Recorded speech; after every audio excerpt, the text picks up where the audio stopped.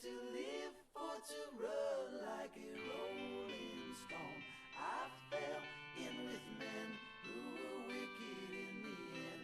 As we rolled by and by, so these crimes multiplied.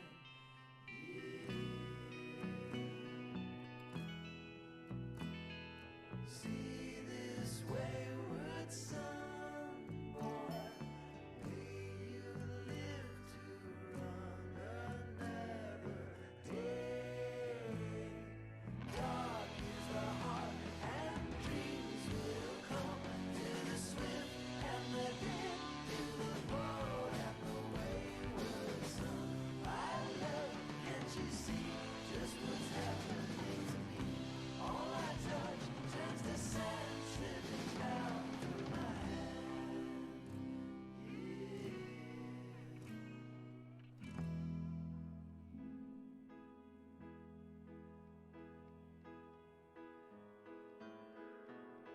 I can see the future in your eyes, shining like a million skies.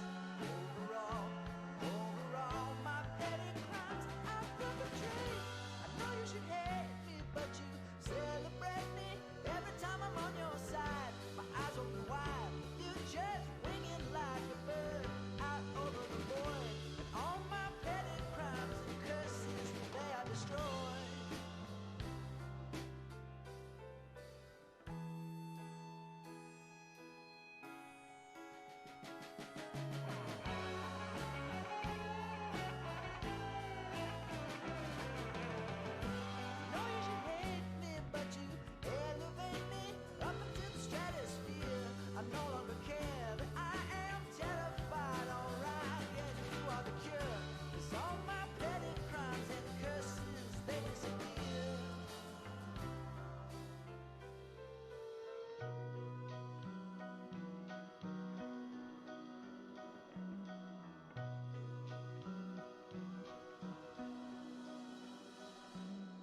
I can feel the future in your skin. Catch the spirits as they spin.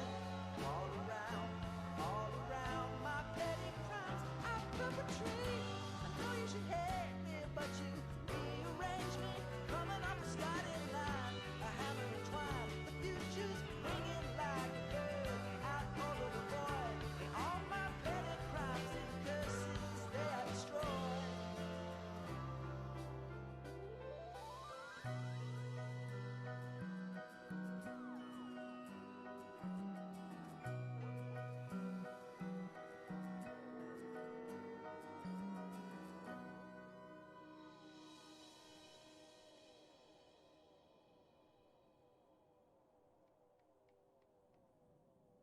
Let me give you an example of what I mean.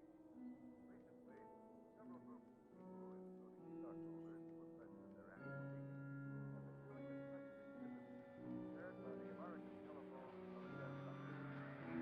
They had a chance to see what the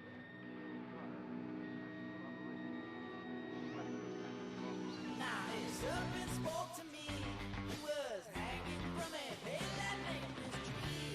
On the blade, his voice was like the wind that blows 1,000 crows, all rising into light upon the night. All right, look out!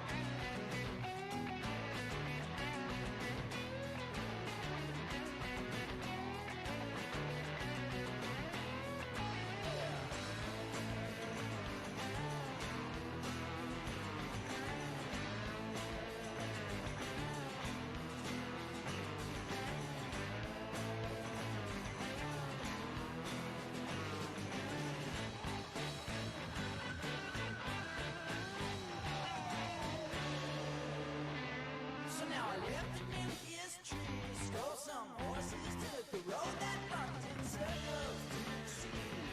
But the snake he followed me, so I hopped the ship a silver sea, past galaxies and stars we speed to endless planets, worlds of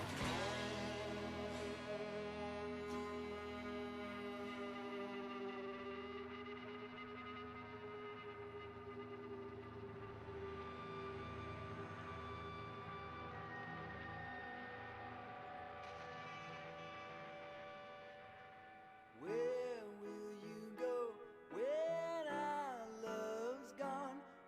This world of ours is nothing more than a long lost song.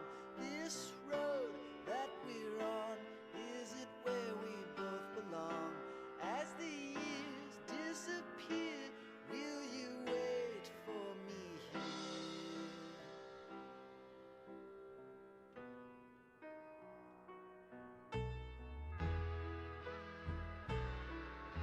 See this wayward son, boy, may you live to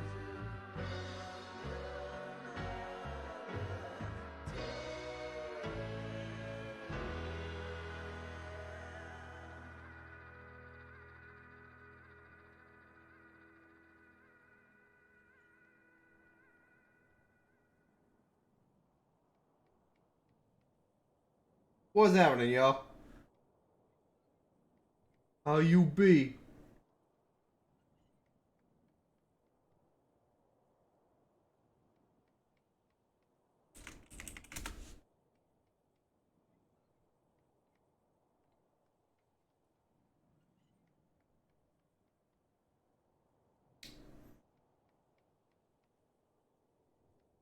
Yeah, I live, unbelievably.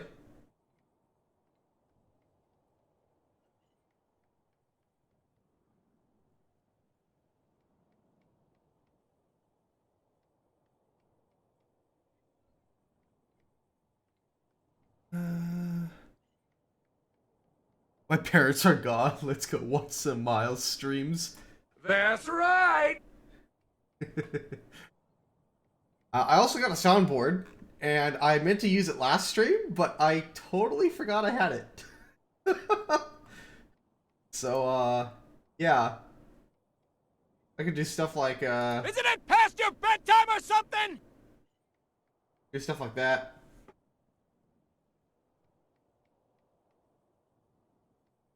It's pretty lit. How many TF2 lines did you use, Miles? All of them.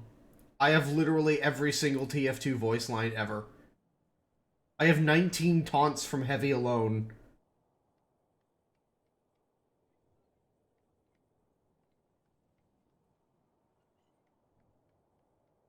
What sick man sends babies to fight me?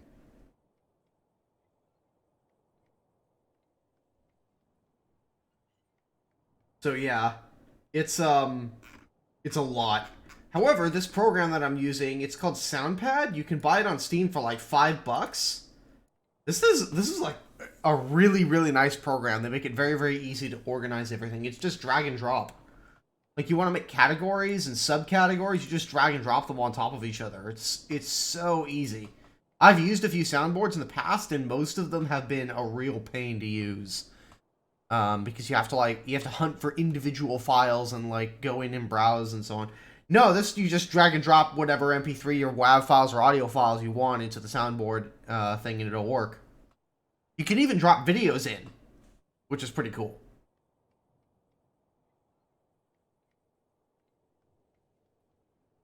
Yeah, but you have to individually select the play on speakers or play on microphones, so I can do that. No, no, no! Hell no! No! No! I refuse. No! How often I'll actually be using this, I have no idea, because I think what I'll need to do is set up like an extra like keypad or something like that I could just select sounds off of.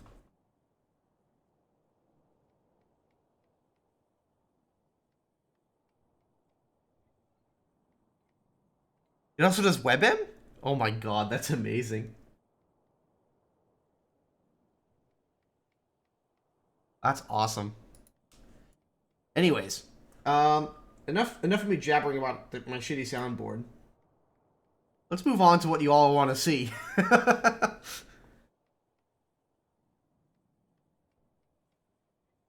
Yeah. So I heard that Mike was able to get access to the VT. And I was like, huh. I wonder if I just ask I wonder if I asked this morning if I can get it. And I sent an email about an hour and 20 minutes ago.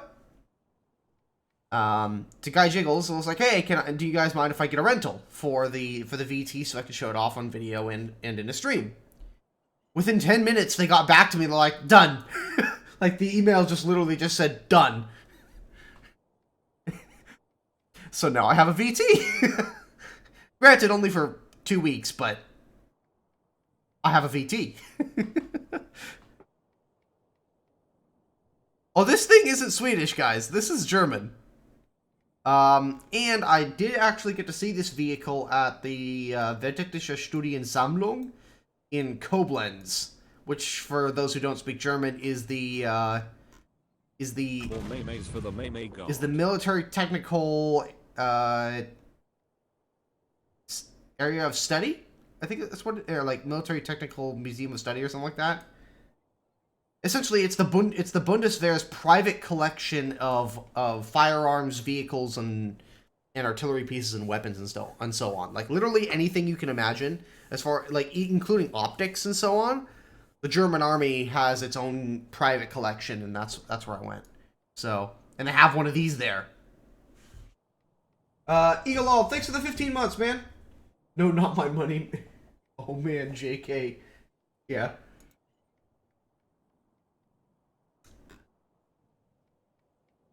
Competitive 3.5 kilometers. Oh yeah, this thing has no armor.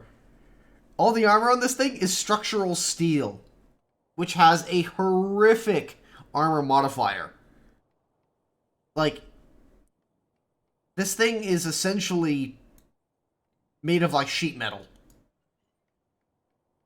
for how much protection it'll actually offer you. I think 50 cals will even be able to penetrate this.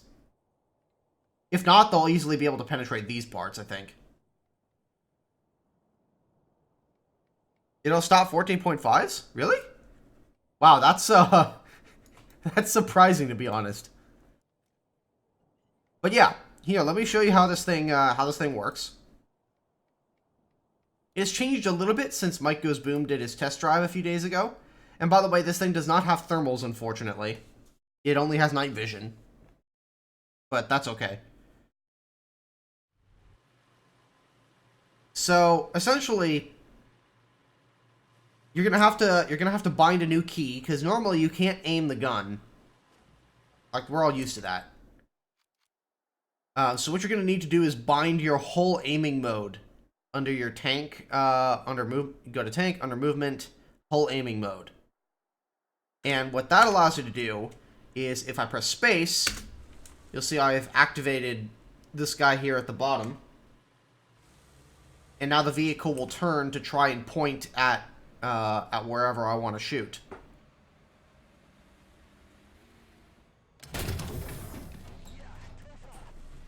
The vehicle will essentially do, it will do a, actually much like most turrets in real life do, it will do a faster, normal laying of the gun, and then as it gets closer to the target, it'll switch to a fine lay. Meaning that, the vehicle will swing very quickly to face the general direction of the target, and then it will slow down to make sure that it actually lines up the gun properly.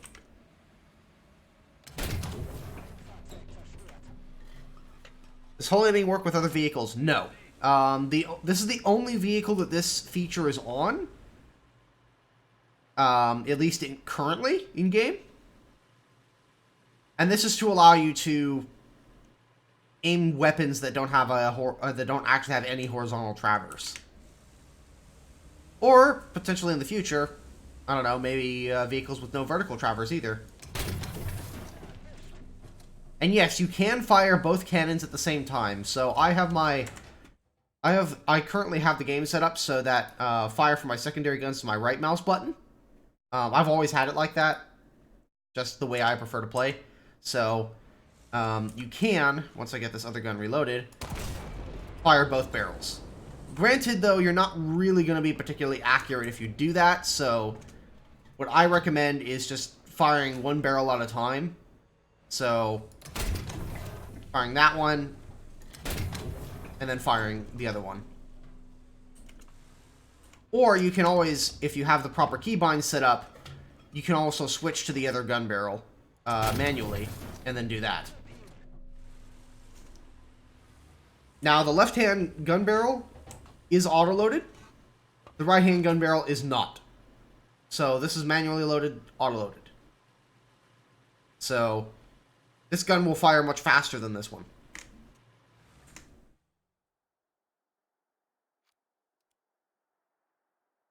Also, this vehicle is an 8.3, and we're going to go back to the test drive so I can show you guys the mobility. But I want to show you guys where it is in the tech tree. So, it's right here next to the Leopard A1A1. You guys might actually be able to test drive it.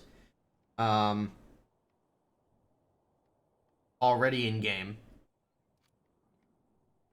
And as for its modifications, you do get DM23 fully upgraded. So essentially, you have a vehicle at 8.3 that is faster than anything, that has the fastest and greatest maneuverability of any vehicle that we've ever seen in game. But with the Leopard 2A4's ammunition selection. So, does it really have 2,000 horsepower? Is that goofy arcade stuff? Oh no, it has 2,200 horsepower. And you guys will see that here in a moment. So yeah, you get DM23 and DM13 stock. Well, not stock. You get DM13 upgraded later. You get DM12 stock. My bad. Let's put it into day. Have an autoload on the right too? I don't know. I get the feeling that with this vehicle that this was more of a test bed prototype. As a matter like it was more I think that it was more a case of, can we put two gun barrels in this thing? Or like, can we put two guns in this chassis? Yes. Is there enough room for an autoloader in both of them? Probably not. Okay. Or what would be better, a manually loaded system or an auto-loaded system? Alright, so check out the mobility. You can see the speed in the top left-hand corner. I'm on medium terrain right now. I'm already going 65. And I've capped out at 70. The vehicle doesn't go any faster than this. That took, what, 8-9 seconds?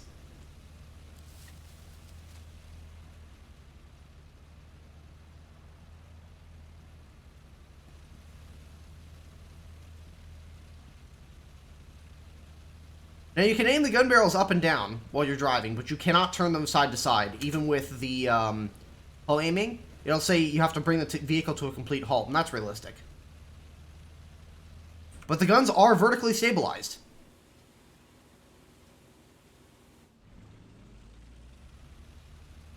Interestingly, though, I'm noticing that, in the gun side at least, this vehicle has a slight tendency to shift to the left when you have the hull aiming on. I know, it's just doing that automatically. Look at this. I'm not moving it to the left. In fact, it should be pulling it to the right at this point, but it's not. I wonder if that's intentional. I think that just might be a bug.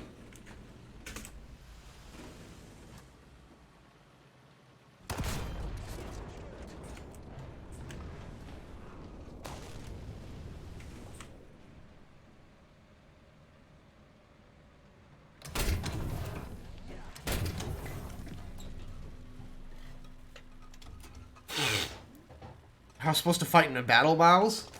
Not really? I don't know much about this vehicle. I really don't. I haven't done enough reading yet to say. Dinks Banks, thanks for the 2 months of Prime in a row, man. Appreciate it. I'm pickle right now. I don't have enough time to grab this event. Should I just buy the vehicles if they're super cheap? It depends on what you're looking for. Yeah, like if you're looking to get this thing. And by the way, it can go just as fast in reverse as it can forwards. Before I hit that tree, I hit 70 kph.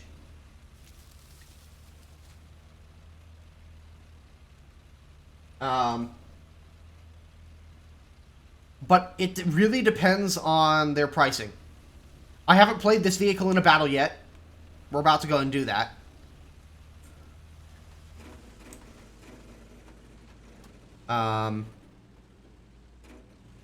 So yeah, we'll have to see.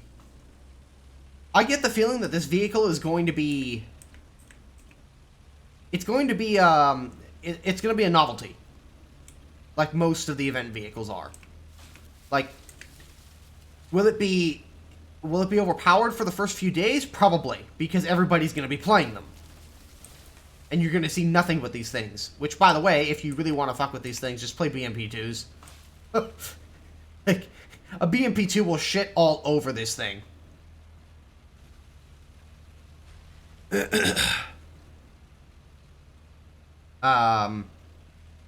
But, like, honestly, like, I think the max I would probably pay for this vehicle is about $100 at the very, very maximum.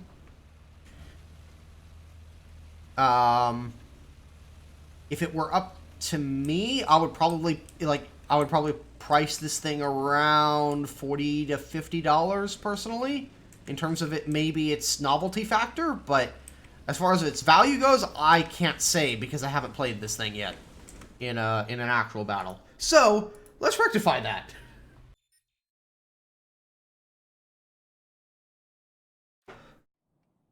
To be fair, the BMP2 ruins everyone's days. Yeah, you're not wrong. Oh, I have to stretch. Okay.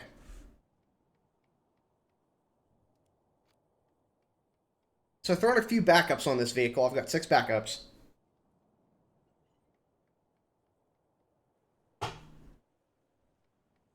Laughs and Talisman BMP2. Laughs and fully upgraded BMP2.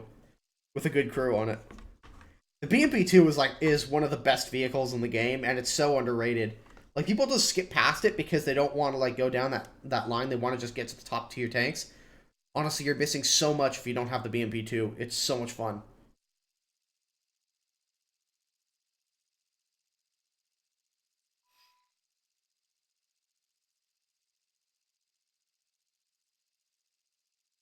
Frank, chill the fuck out, man.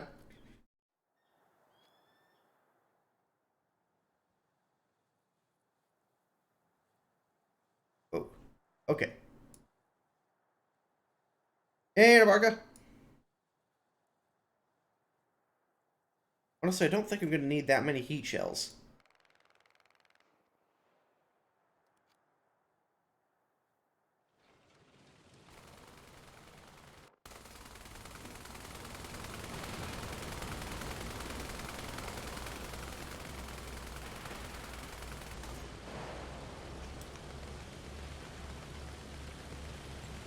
This AUBL thinks he's so fast. Oh shit.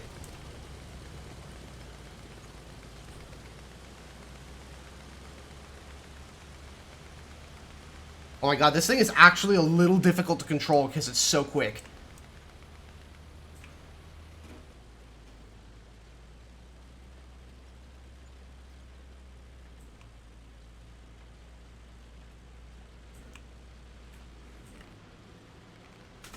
Probably gonna get wrecked here.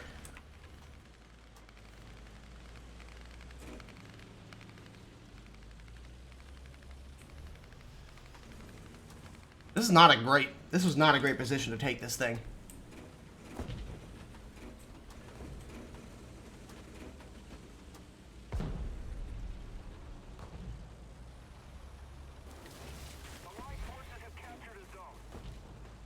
Oh, this is a ballsy move.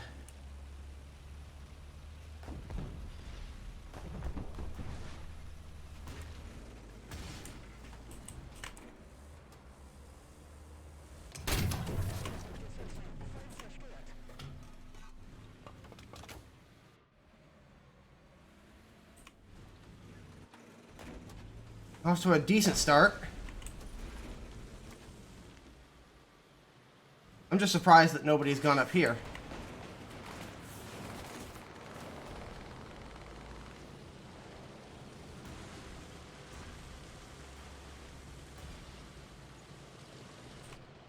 Normally there's always somebody that goes up that hill. Oh boy, I'm falling off. Eh. Oh shit.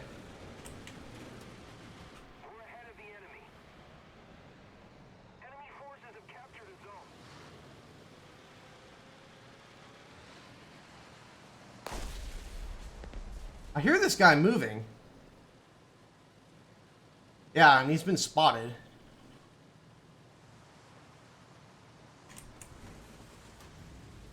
Alright. Oh, never mind, they got him.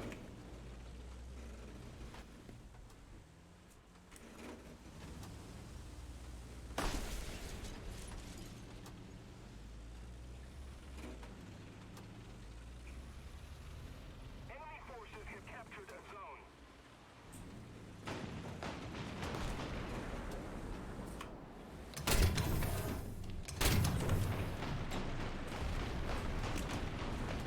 Hang on.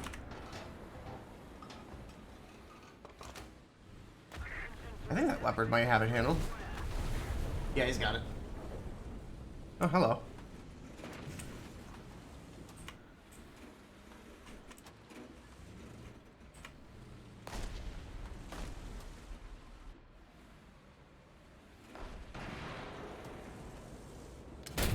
I'm kind of fighting with this vehicle because the hull, it wants to move to track my gun all the time. I'm actually sliding down the slope.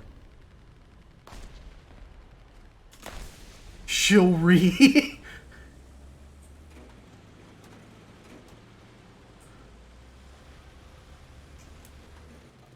Oh boy.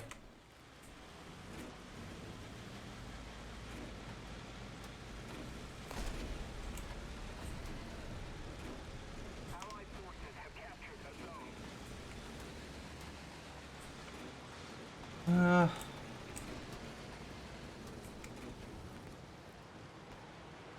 Attention to the designated grid zone. Attention to the map. We've captured most of the strategic zones. I want to get this guy, but... Hang on. Got him. Hi, buddy. Is the homing efficient, smooth to use? It is not smooth. I mean, it'll get you to where you want to point the gun, but it's difficult to stay in the same spot and consistently hit the same thing. Like because the vehicle wants to constantly adjust to point to where you're aiming. It can be a little weird. Also, I'm not used to having more than one gun here, so I keep just using the same gun. Here, let's switch to the other one.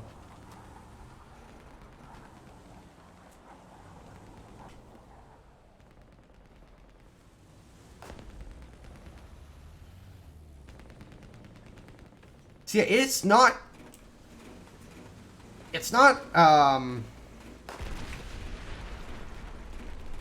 it's different. The best way I can put it is that it's different.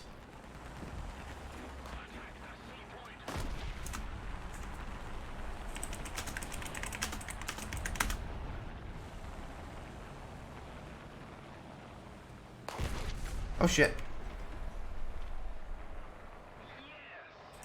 Alright, you know what? I don't know exactly where that shell came from. Oh yeah, I see him. That's a big nope. Holy shit, this thing is quick. He heckin' quick, boy!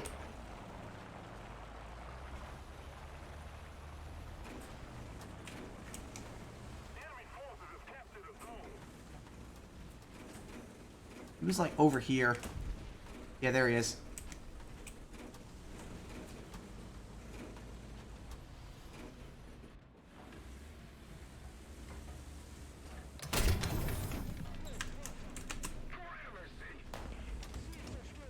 Nice, and then he blew up.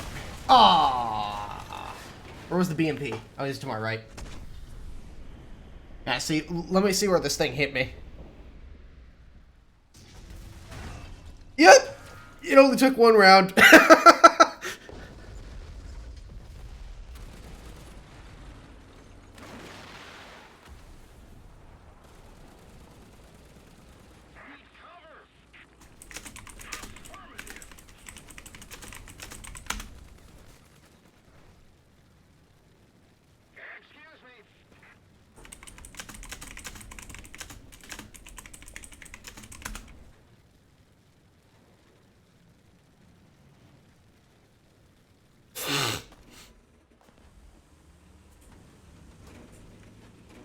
Were people saying dual 120 millimeters would destroy at 0.3 wrong?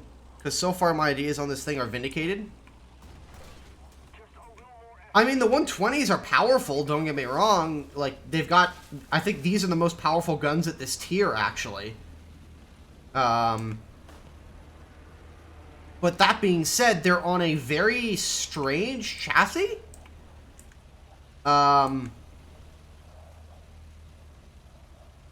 And they're not going to be... Like, you can play aggressively with this thing, but if you want to aim your guns accurately, you have to bring the vehicle to a halt. And that's going to cause issues.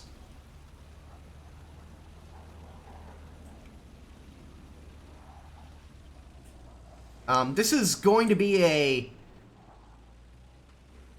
Honestly, in my opinion, this is going to be an extremely specialized vehicle. Yes, it's going to have the most powerful ammunition, but we've seen this at top tier 2. Like, vehicles with incredibly powerful ammunition tend to have, like, some pretty significant downsides. Or it just doesn't end up mattering because most other vehicles will get you anyways. Where the hell is this guy? What the fuck? Where is this dude? Where am I taking fire from? Oh, there he is. And it's the same guy, too. Damn it, why do I keep getting killed by the same asshole? Like, every time. I always get killed by the same guy. Okay, well, he's dead now.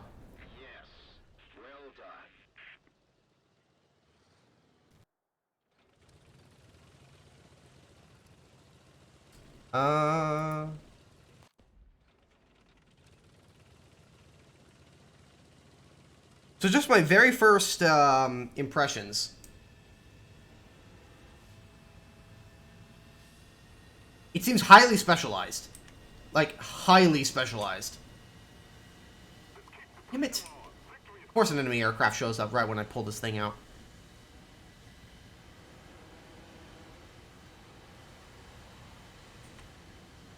We don't have any SBAAs. Fantastic. I'm probably going to get Shrek'd right here.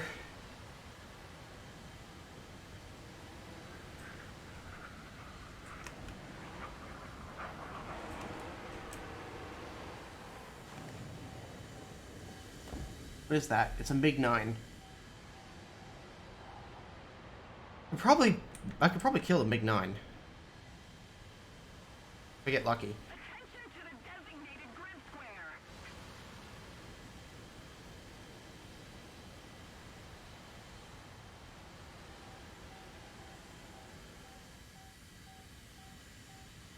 Turning around, but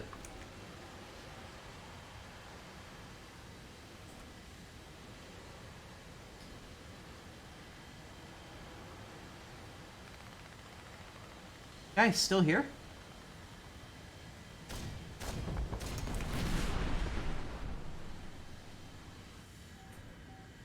I mean, he's a chieftain. He's doing what chieftains should be doing. Uh-oh. I hear him.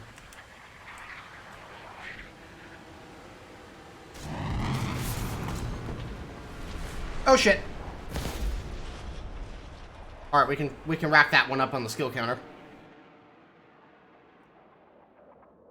That took a lot of skill to slam into the ground like that.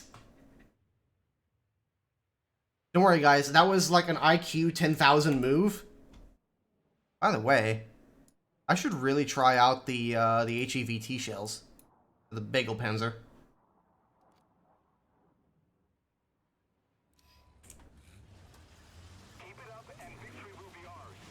The chat is controlled so no negative feedback shows? What?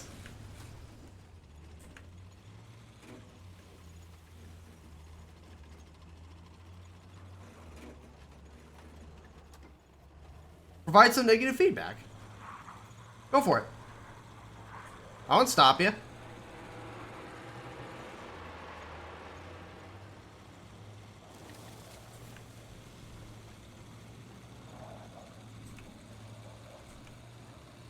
Chat ban for 30 days for nothing? No, you were probably reported for something.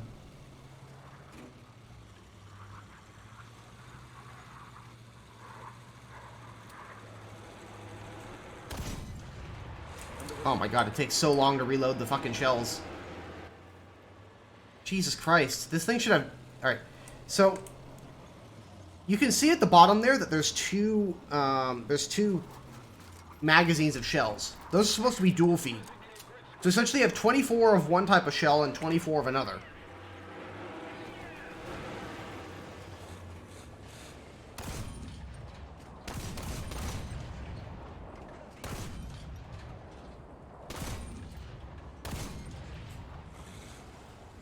So yeah, you have 24 of one type of shell and 24 of another. And the idea is that with the press of a button, you can swap between the two shells. It's possible to ban mods in War Thunder. I mean, if they are abusing their powers, then they can be removed from their positions.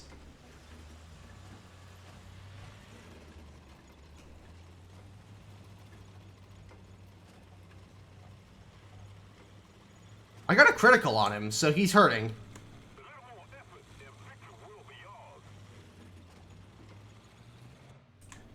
And the Bagel Panzer now has thermals, so... And has eye toes, so I can just use the missile.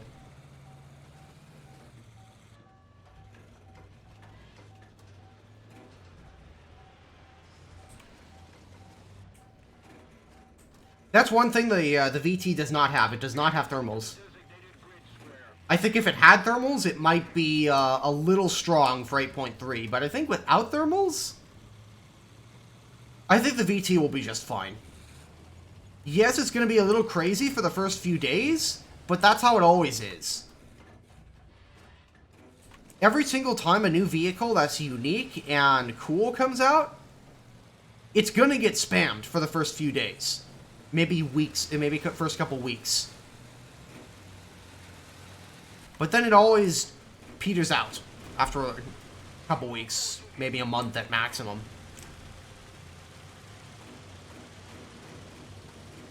Did I take out did I only take off Essential Gear Leg? I don't think I did. In either case, he hasn't come back.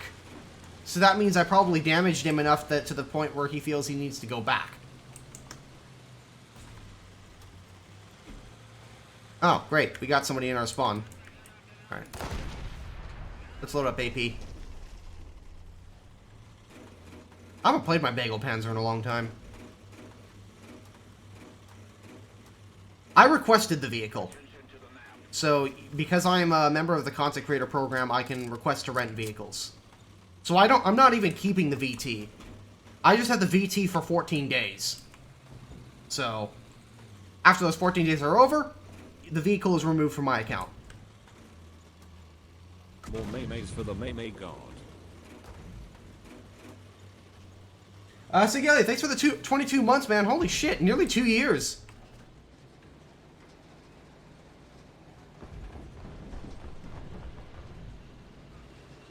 Am I doing the event? No, I really don't have the time for it, unfortunately. I'm showing off the vehicles while I have time, but I will not have the time to grind them.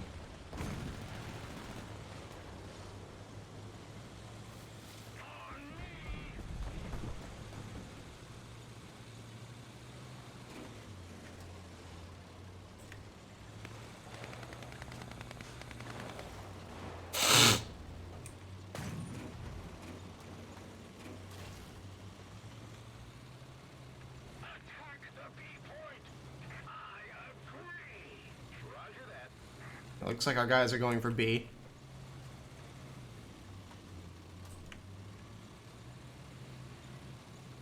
Arash, I'm not really the person to ask about specific aircraft weapon performance because I really don't play aircraft. I'm a tanker. I play aircraft when it comes to ground forces as far as CAS is concerned. Looks like our friend is back.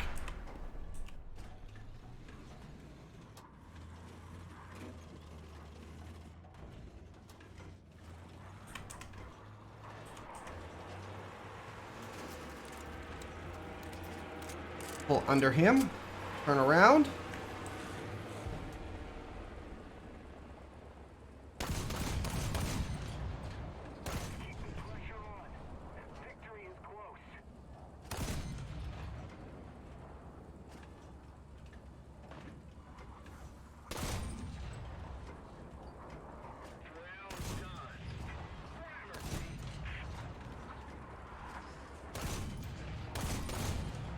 Oh, that hit him. Yep. Alright, there we go.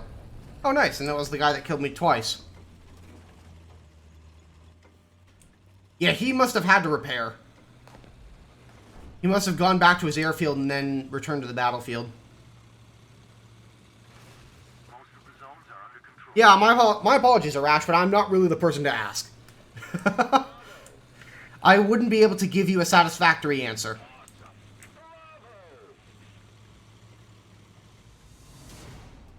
Any Steel Gear content soon? I've got a Steel Gear video, like, in the editing software. I just need to put it together. I've been lazy about it.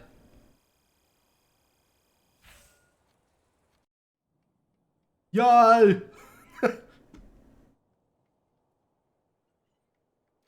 Yeah, I didn't get to play yesterday at all. I was in class during the morning, and then I went straight to work.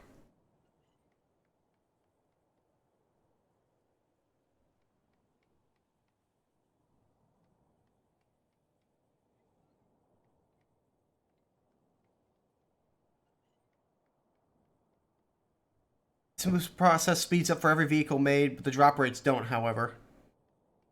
Right.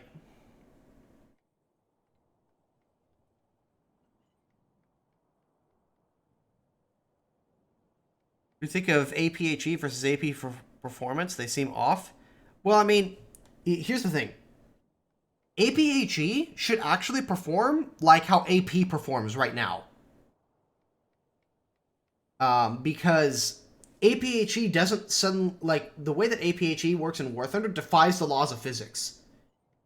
Fragmentation should not be in a 360 degree arc or a 360 degree circle around or sphere around the detonation point. It should actually be more like a cone. There should be a cone of fragmentation to the front, a cone of fragmentation directly to the rear, and a cone of fragmentation perpendicular to the flight path of the shell. And even then, that's sort of angled forward. So, the fact that APHE shells penetrate a vehicle, detonate, and then hit a crewman diagonally to the rear of the shell makes no sense. So, but we've been complaining about that for years, and Gaijin has shown very little interest in wanting to correct such a thing. So, not much we can do about that. Also, out of curiosity, if you wanted to export this thing, oof. It's not the most expensive vehicle out there to export. That's not terrible. And it's 2,100 to ace the crew. And if you want to put a talisman on it, that's an extra 2,600 golden eagles.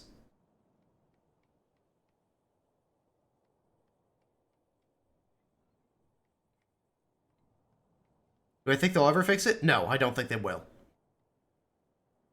Crusader Mark III thoughts? It's a solid vehicle.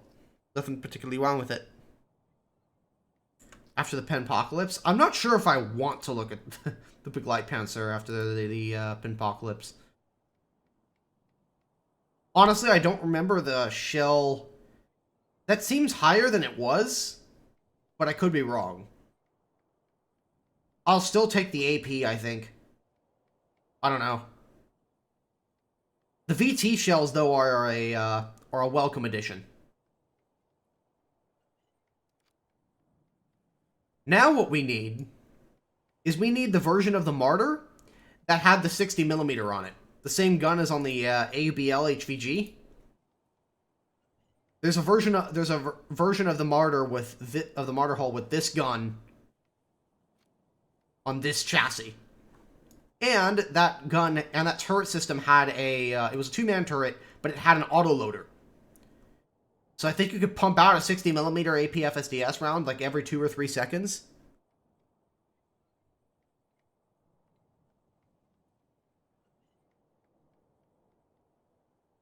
Have any recommendations for the events?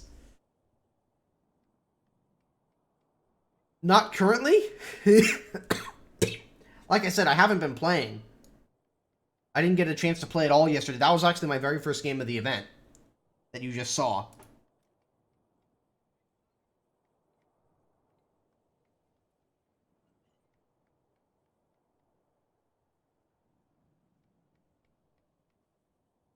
All right, let's play another battle. Favorite CAS aircraft?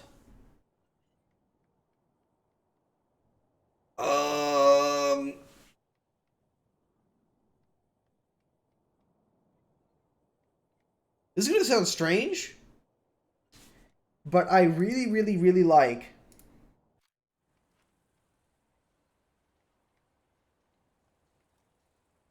I really like the F3D Skyknight for CAS. I don't know if it's my favorite, but it's the one that comes to mind. Ach, guten Abend, Joker. Wie geht's? Wie geht's, mein Freund?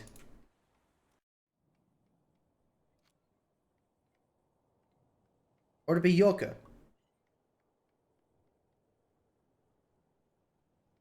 I'm doing great. How goes the skinning?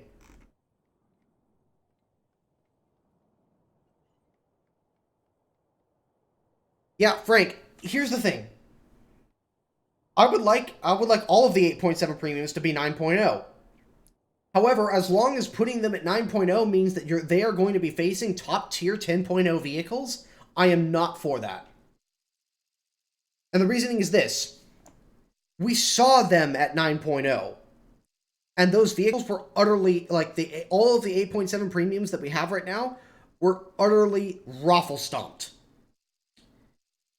The only 9.0 that does well at 10.0 is the XM1.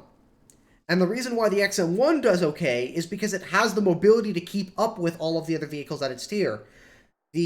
Unless you were going to give the Leopard A1A1 L44 DM23 or something better, then it has no place being at 9.0.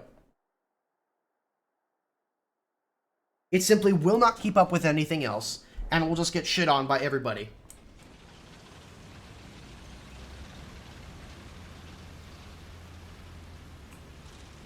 Now, if you want to move it to 9.0, here's what I propose. Bump the top tier vehicles to a minimum of 10.3, then move all of the 8.7s to 9.0. All of the 8.7 premiums to 9.0. Then they will not face the top tier vehicles. They will still face a lot of the vehicles above them, say the 9.3s, 9.7s, and so on. They'll still face a lot of those. But they won't have to deal with, you know, shitting, they won't be shitting on 7.7s anymore. You know what I mean? Which I think is the real issue here. And also, thermals are nice to have, but they really don't make up for terrible play as much as you would think they do. Because in a vast majority of vehicles, the only place you have thermals is in this sight. This is it's a quite narrow field of view.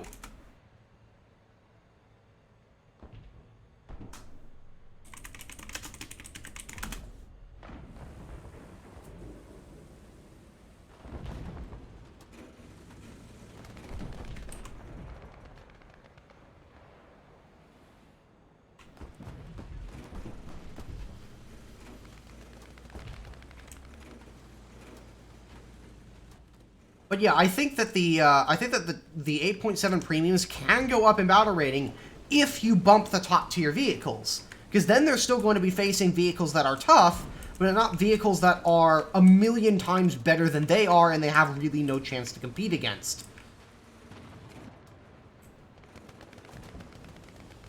Because I don't believe that making vehicles as valuable as the 8.7 premiums that we have, as like the top tier premiums we have now, useless is a solution. Making a vehicle useless is not a solution. You want the vehicles to be a combination of useful, but not broken, overpowered. And personally, I don't think they're as overpowered as many people make them out to be. It's just that the sheer frequency of them means that people encounter them more often, they have more negative experiences with them more often, and therefore a lot of people become biased in the sense that, oh, this vehicle keeps killing me, so therefore it must be overpowered. That's a dangerous road to go down. Shit. This is not a great map for, this is not as good of a map for this thing as I was hoping. Especially when you're facing vehicles that do actually have thermals. Not having thermals on this map is a huge problem. So I haven't been on this map in what feels like several patches now. I don't know what's up with that. Enemy forces have captured a zone.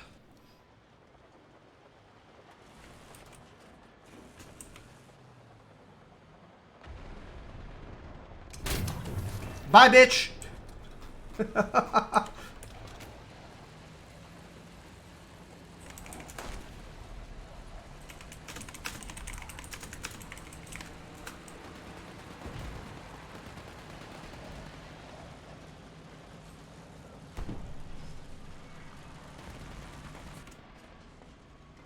Thermals are nice to have, but you only have them in this very, very narrow field of view.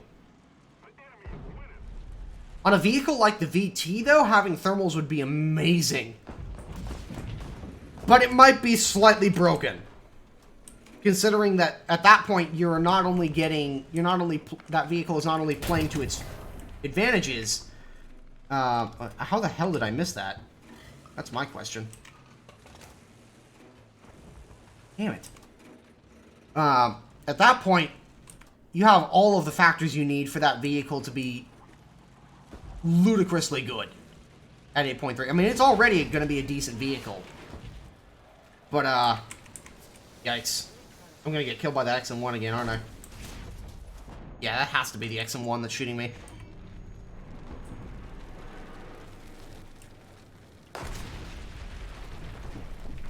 Oh boy. Yep. XM1.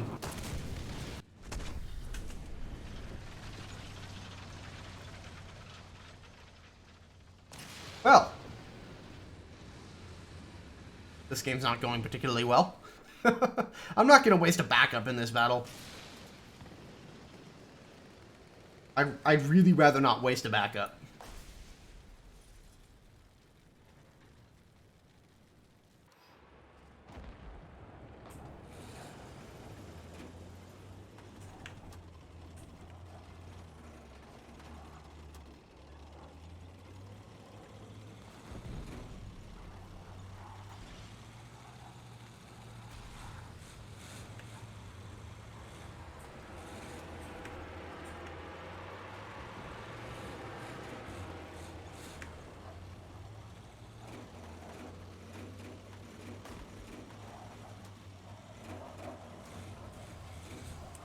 They actually, I know a lot of people were saying that they haven't encountered any night maps. The day the patch came out, I think the first couple days after the patch came out, they actually had a night vision mode. Like a night map mode, where you only got night battles in the events tab. And that was actually pretty fun to play.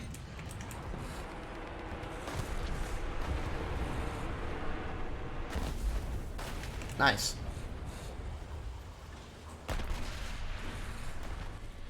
I thought that rock was a tank for a second. Jesus Christ, I'm getting paranoid.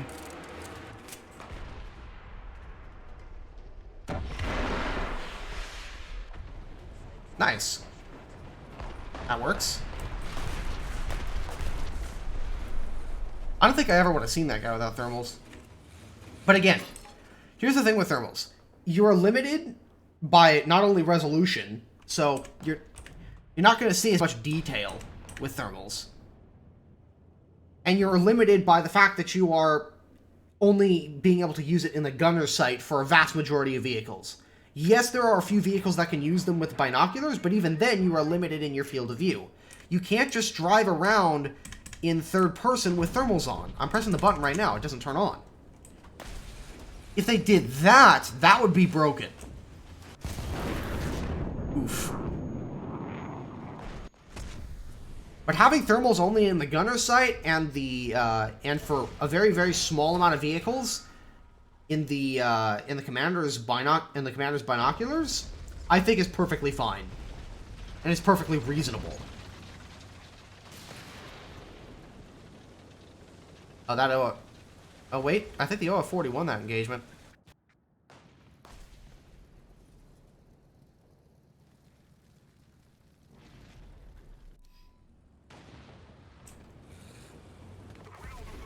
For so much. I mean, that's why the XM1 is a 9.0. I mean, at 8.7, the XM1 would be way too much. It's too fast. I think. It's got a turret, it's way too fast. The VT, I'm willing to let slide. Because while, yes, it's fast, it's also got a very, very strange turret. It's also got a very strange aiming arrangement. And you have to bring the vehicle to a complete stop in order to actually aim the guns. And you have... You actually have even less armor than the XM1, which is really saying something.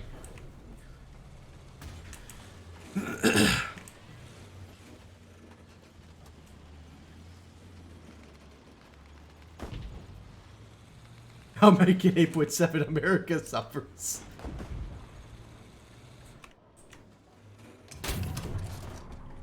Damn it. And of course the spotting mechanic doesn't fucking work.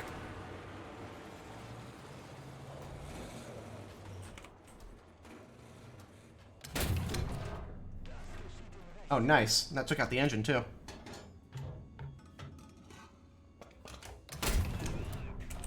Gotcha, bitch.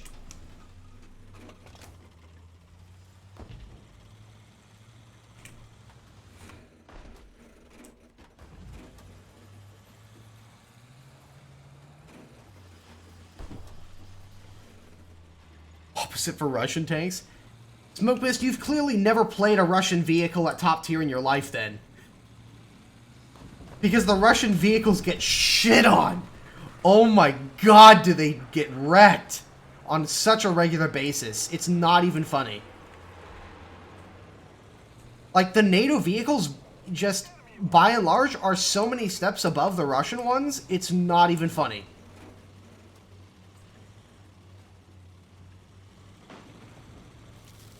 The Americans are doing actually quite well, all things considered.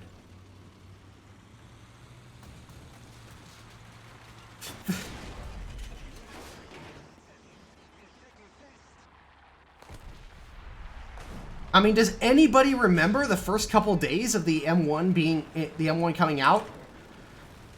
Because I certainly do. And I remember everybody before the patch was crying that the T64B was going to be overpowered as all hell, and then the first day rolls around and the M1 just ruffle stomped the T64s. He just those things just shit on T64s all day.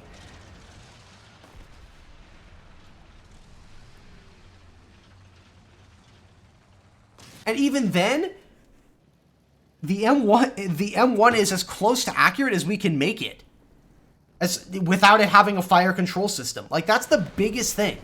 We're lacking fire control systems, and I'm not even sure fire control systems would be a good idea to implement for tanks. SPAA, we already have pseudo fire control systems with the targeting radar and everything. But dear God. The combination of having thermals and a proper fire control system is essentially kind of like giving somebody an aimbot, like a legal aimbot, because it's a matter of, oh, that's a target moving at 2,500 meters at top speed. Laze. All you do is press the laze button to hit it with the laser rangefinder. Hold the gun on the target for 1.5 seconds. The gun will automatically calculate the elevation and lead that it needs in order to hit the target, and all you have to do at that point is put the pipper on the target and pull the trigger, and you hit him. It's just point and click adventure game at that point.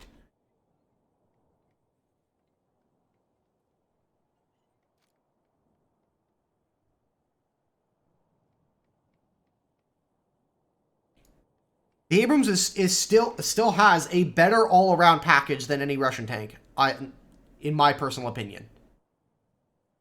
The Abrams is a lot more durable than the Russian tanks are. It's just as fast, if not faster, in most cases, than the Russian tanks are. Yeah, it doesn't have the best ammunition, but if you're so quick, and the Russian tanks have such poor durability that if they do take a penetrating hit, they're either crippled or dead. There's very, very little in between there. The Abrams has all 3 types of smoke. It can fire smoke shells, smoke grenades, or use the ESS. So if it does get hit, it's got 3 different ways of getting out.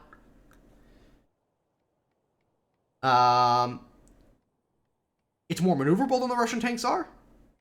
So it's fast enough to get around the flanks. It's durable enough to take a hit.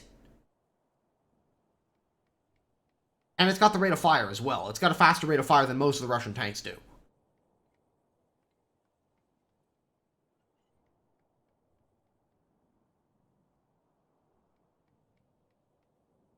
Since thermal's flanking is much harder.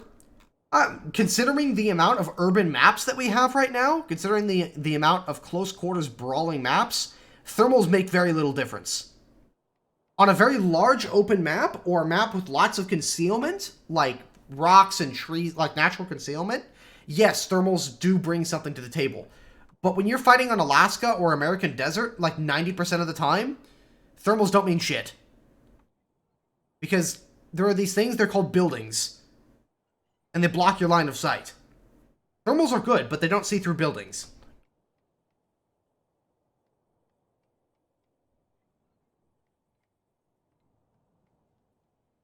Yeah, that's the other thing. If you're running around in nothing but thermals, people are going to tunnel vision a lot more.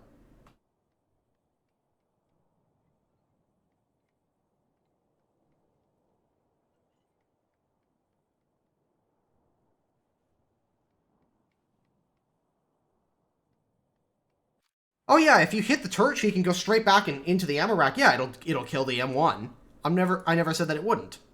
Only that you are far more likely to take a penetrating hit and survive in an M1 than you are to take a penetrating hit in a T-64 or whatever T tank at top tier and survive.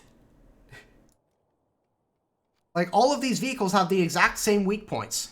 Driver's hatch, lower plate, side armor, and they have got massive ammo racks below the turret. In order for them to, like, the Russian tanks have this magical ability that I like to call the emergency turret ejection system. And it's really easy to set it off. And if you don't kill it, like, if you miss the ammunition rack and you go a little high, you're likely to kill both the 2 of the crew members in the turret and outright kill the tank anyways. I never said that the M1 Abrams armor was better than the T-64s. It's worse, or any of the Russian tanks. The frontal armor on the M1 Abrams is worse than those vehicles. There's no denying that. But there's enough open space in the vehicle that if you do take a penetrating hit, you are less likely than those Russian tanks to be knocked out initially, to be knocked out all at once. And this goes doubly true for many of the other NATO vehicles. Do you feel like the T-55 AM1 is worse than the Leopard L-44? In some ways, yes. I mean, turret traverse speed is worse, the ammunition is worse, its top speed is close, but not as good. But it does have better armor.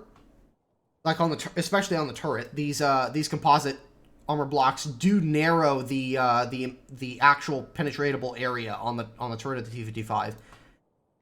The T-55 is also... The T-55 also has a much better anti-aircraft machine gun. I know that's a very small factor, but it is one. I think the biggest advantage the T-55 has over the NATO premiums is the fact that it can fire gun-launched ATGMs. That gives you a really easy anti-helicopter weapon, and it also gives you a really easy long-range sniper weapon. It's something that none of the NATO vehicles have brought to the table yet. Outside of vehicles like Sheridan. Or MBT-70. Did Gaijingles add upgrade packages for top-tier vehicles to give them more of a leg up over each other?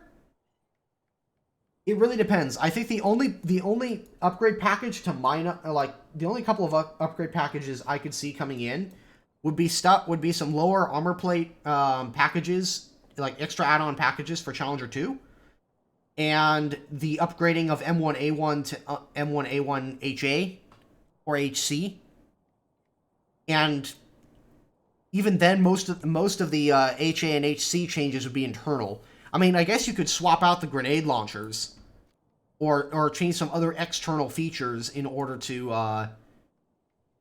like, say, you swap out the grenade launchers to, like, the Marine Corps or I mean the Army grenade launchers or whatever they are. Isn't the Marine Corps grenade launchers that are different? I think it's the Marine Corps ones that are different.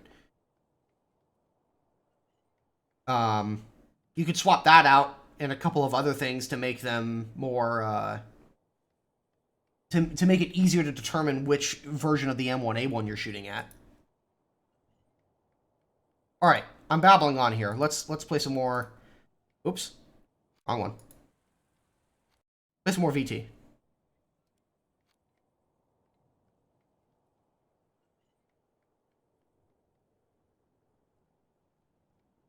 DM23 equivalent shell, for God's sake.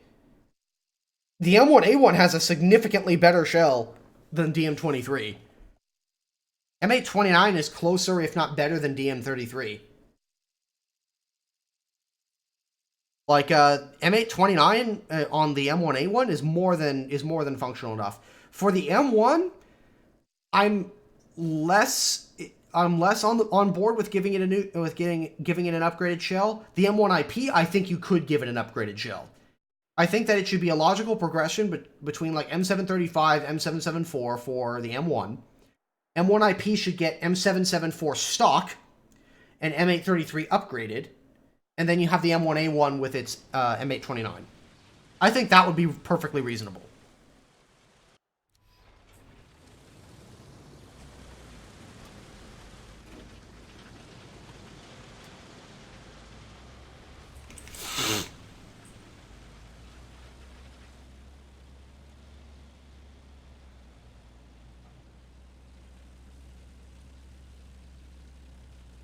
To be visible?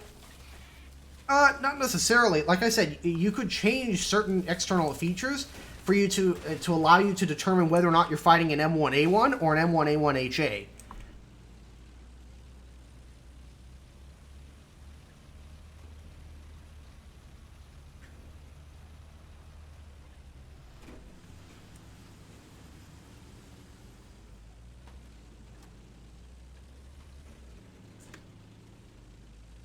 See. Oh shit, I can't go that far. Okay. Damn it, I was hoping I could flank around the top of the map.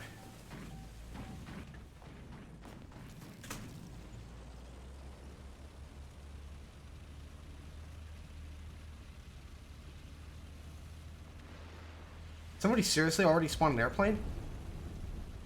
Is I hear an airplane? Oh, that's a helicopter.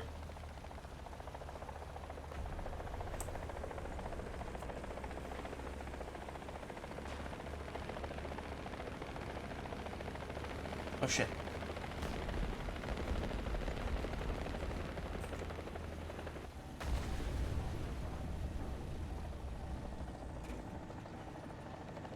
Come on. There we go.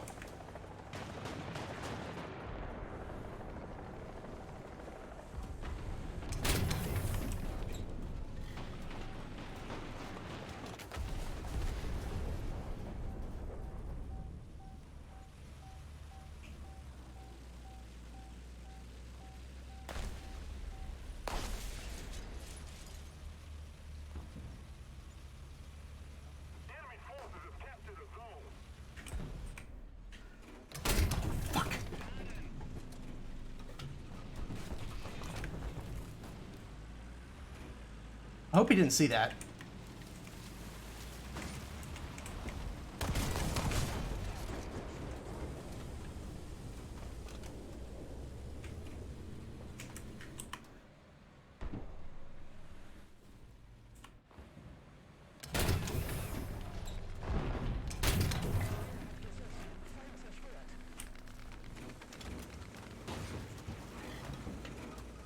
There are so many of these guys. Where the heck do they keep coming from?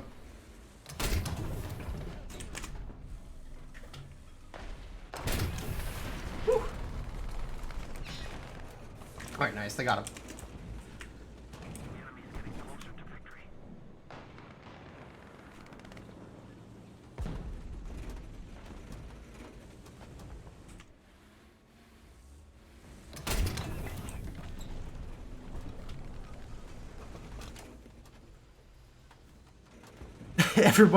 Everyone in the chat's like, wait, somebody has the VT1 already? What the fuck? It's gonna sound really morbid of me, but it's, I won't lie, it's really fun playing the flavor of the month. Oh boy.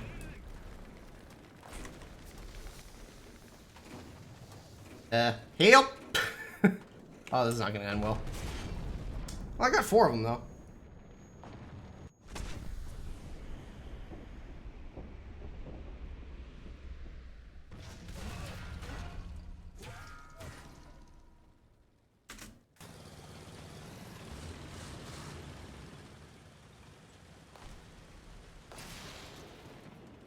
Yeah, I totally agree, Smoke Mist.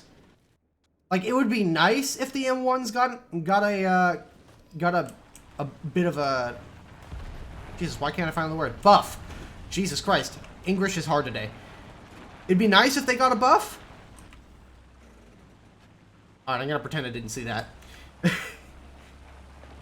But it's not ultimately hurting the American top-tier vehicles really all that much. Like, it's ultimately not making that much of a difference.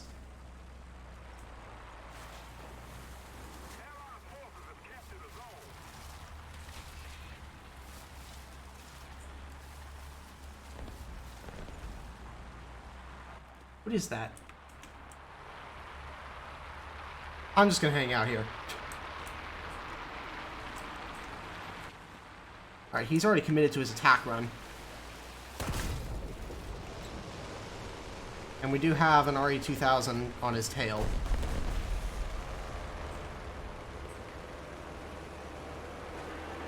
Here's to hoping I don't get bombed.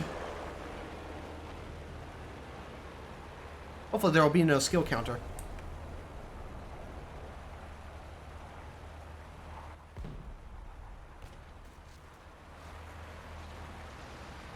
To aim while moving? That's true, you could do that.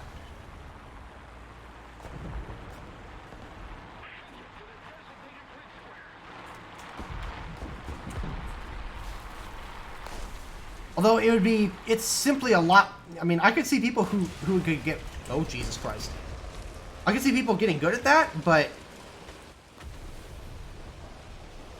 I don't know, for me who's probably going to be playing this vehicle for a limited period of time, I'm not going to be able to spend the time in order to master something like that. Oh jeez.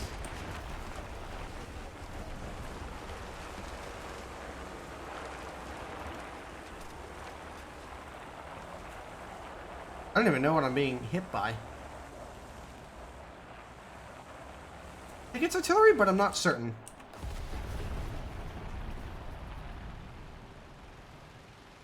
He's on fire. I think that was artillery.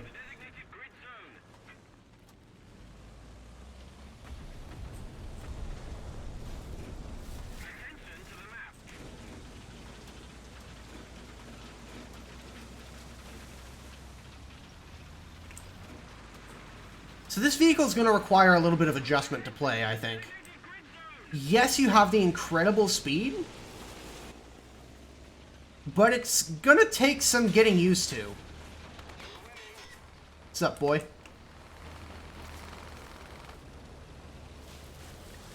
Also, not going to lie, the machine guns do make me a little scared every time somebody tries to machine gun me.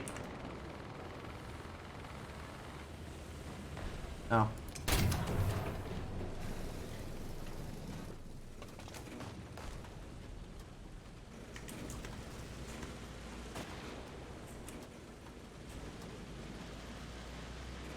Alright, I'll let these guys take care of that.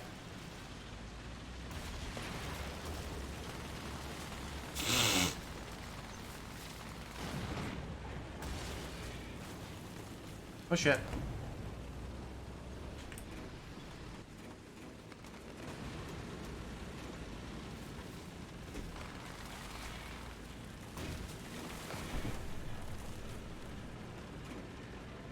This Tam's just following me around. Bye!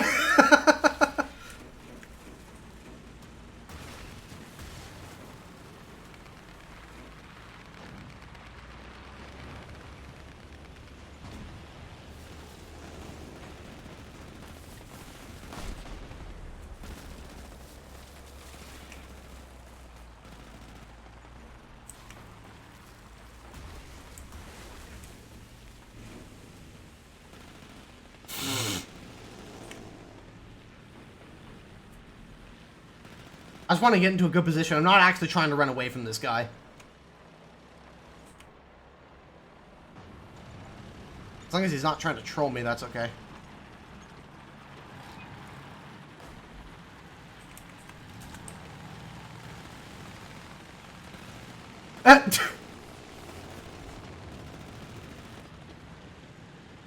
I wonder. Okay, never mind. I was kind of hoping this thing would have the hydrodynamic suspension, so I could like go up and down. That'd be pretty funny.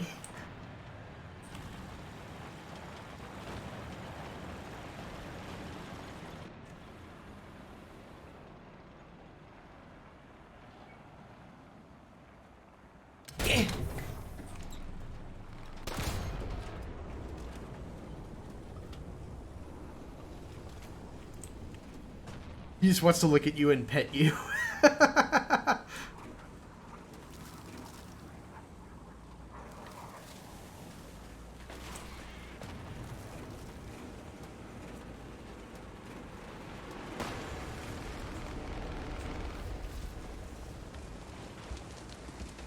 So, after having played a couple games in it, is the Uber Stug worth it? I'd say at least for just for the collector's value alone, oh, 100%. For practical gameplay purposes, it's sort of like a 70% sure. Like, this vehicle isn't going to be for everyone. I can already say that. This thing is pretty damn specialized. If you're the kind of person who likes to rush the enemy and get stuck in, like in and amongst them and so on, and just brawl, this really isn't the vehicle for that. This is a vehicle for a little bit more of a cautious playstyle. Oh, jeez.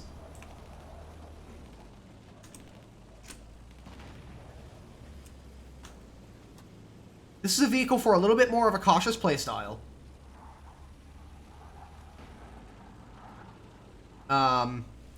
And less so one of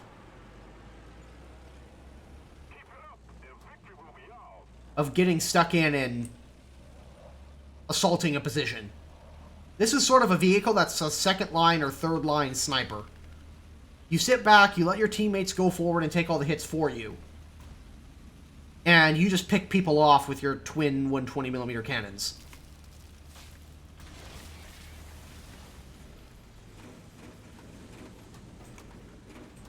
So it's, I would say it's pretty good, but it's very specialized. Can you survive? Can your German 8.7 lineup survive without this thing? Yes, 100%. If you have the L44, you've already got like half of this thing. And you've also got thermals. This thing does not have thermals. If it did have thermals, I'd be using those things all the time. But yeah, this thing only has night vision optics. So it is balanced in that respect as well. But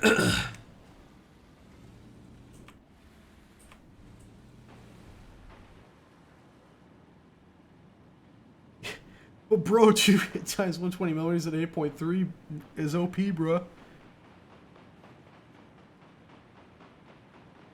A light anti-tank or what? No, this thing is anything but light. Like, this thing is 43 tons. Yeah, it's 43.5 tons. Despite having only structural steel for armor. So...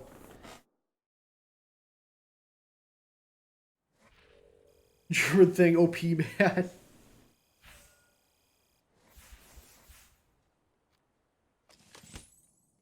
Oh, you got the Brandenburg Gate. Nice.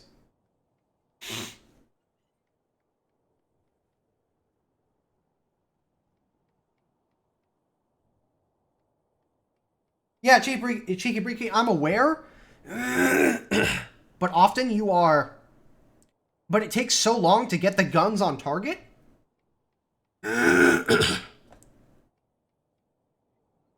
That I don't know if it's even worth it.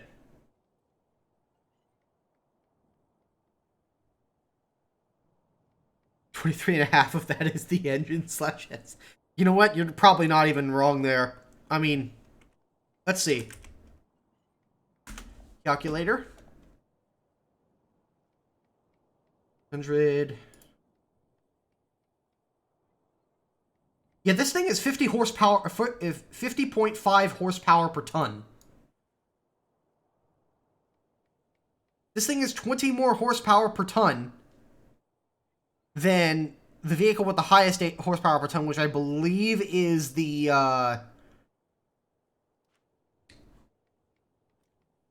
Leopard 2K. Leopard 2K had a ridiculous horsepower per ton of like 30. Yeah, this thing is 50. And it will hit 70 kph. Like, this is not a case of maximum speed that you'll never hit. You will hit 70 kph with this vehicle, forwards or backwards.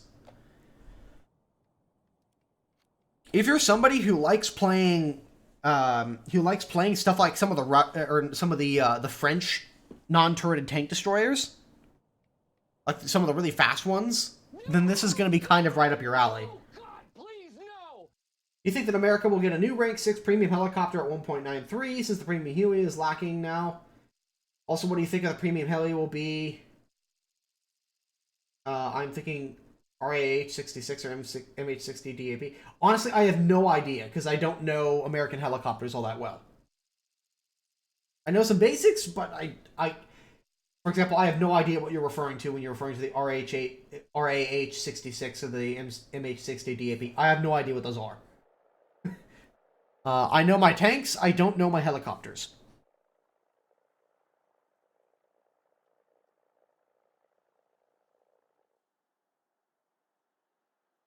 Is this one the Leo 2 without all the turbos, though? Wouldn't even surprise me.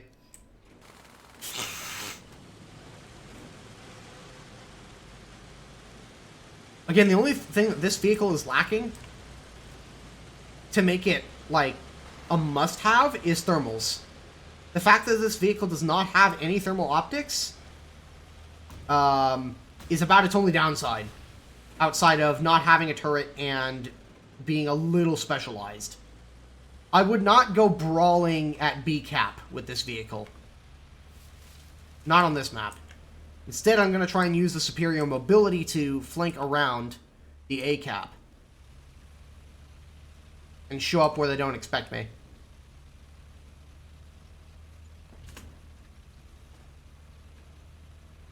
Hopefully.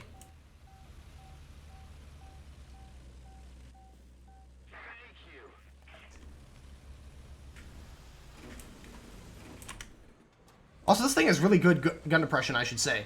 Look at that. Like, that's really good gun depression. Oh shit. Oh my god, I survived that. How the fuck did I survive that?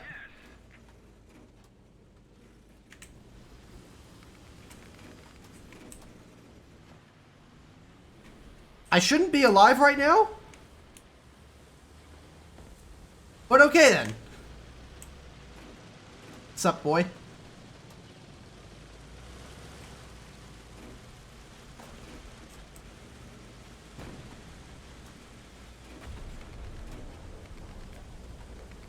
Yeah, playing this vehicle is it's a different experience, to say the very minimum.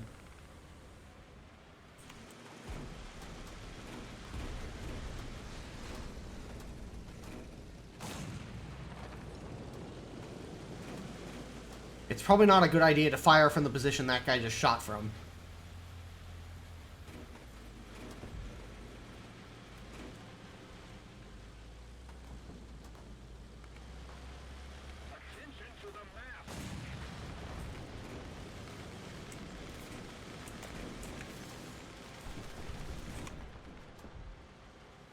Shit. Stupid bush is blocking me. Oh, that T-55 is so dead.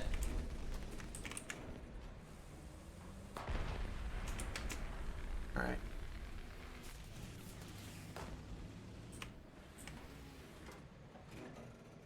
Attention to the map.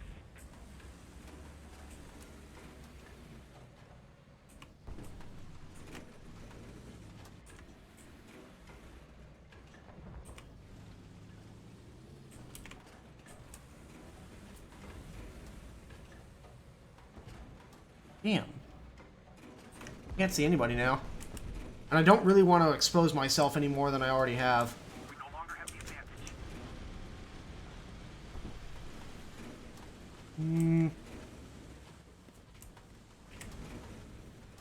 Also, this thing doesn't have any smoke grenades. It has no smoke whatsoever. Outside of when you get set on fire. Alright, let's go for it, boys! Let's in the butt cheeks. Oh boy.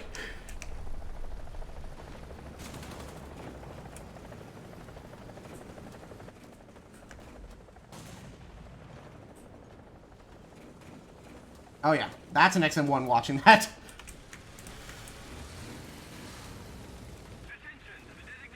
Oh, this is not good. What? I got the speed. I'm gonna go back this way. Woo! No! She.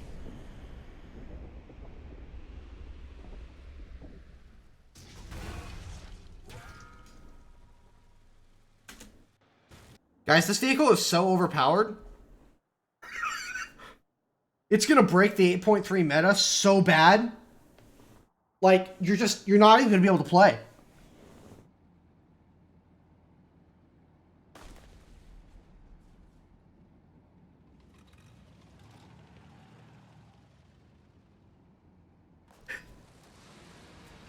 Like, guys, you should just stop playing this tier altogether.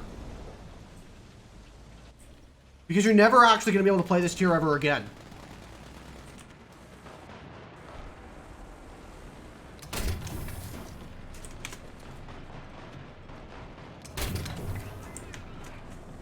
That was one case where the second gun really did come in handy.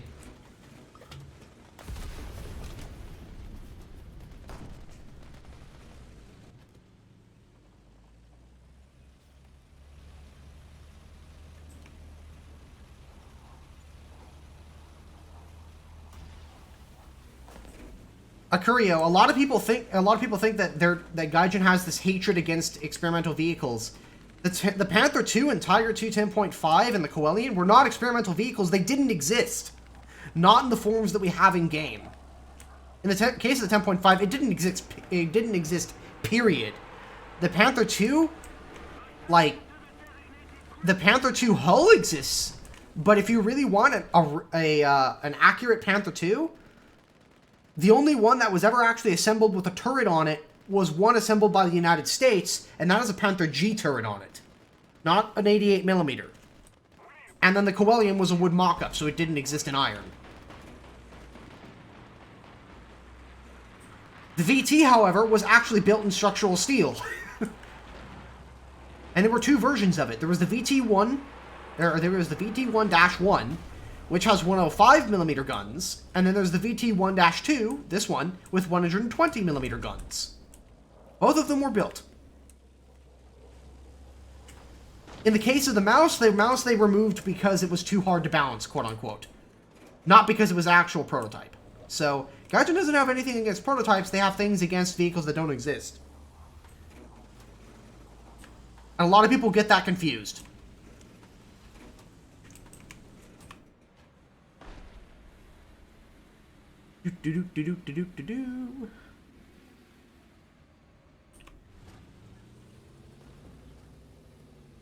This ain't good.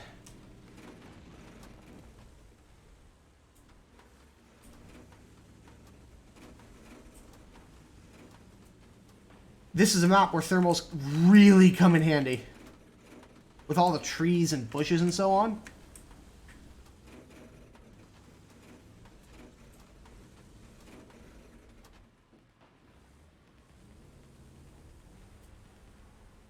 There's a Bradley out there. I can't tell if he's looking at me or not. I don't think he is. No, he doesn't see me.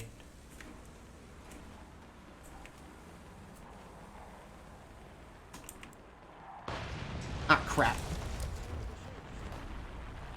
I can't tell what that was from.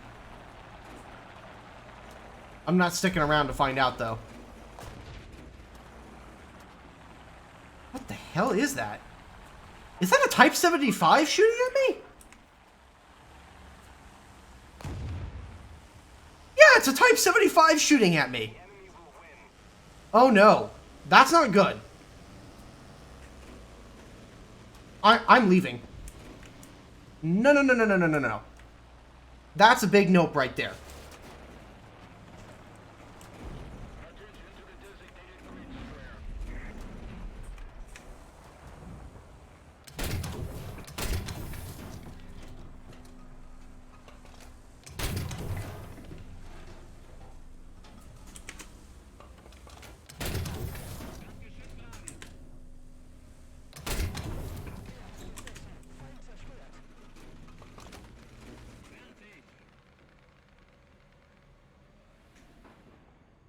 This thing is great optics, though, I will say that. Ah, shit.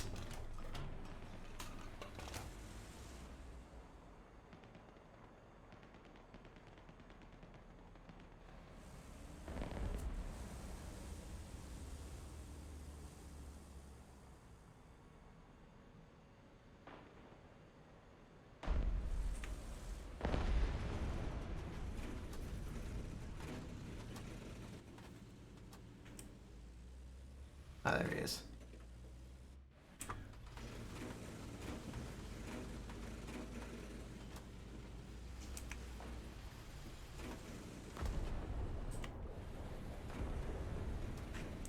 Whoa.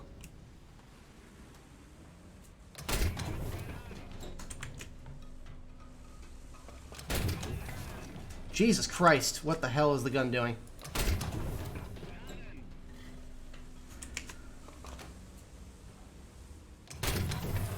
Oh, Jesus.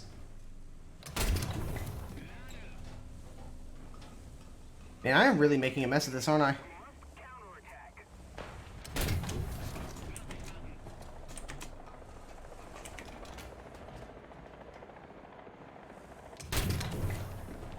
There we go. Out of the Valkyries, anybody?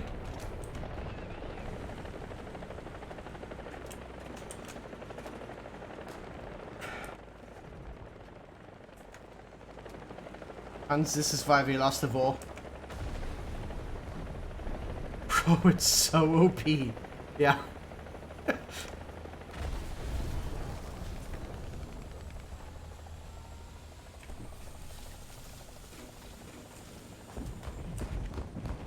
I hear an XM1 nearby. Or maybe is that my own engine? I think that's my own engine.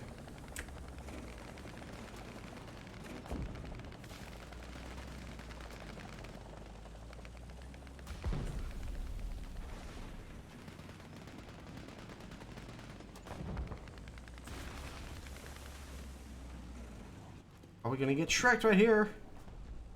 Run, run, run.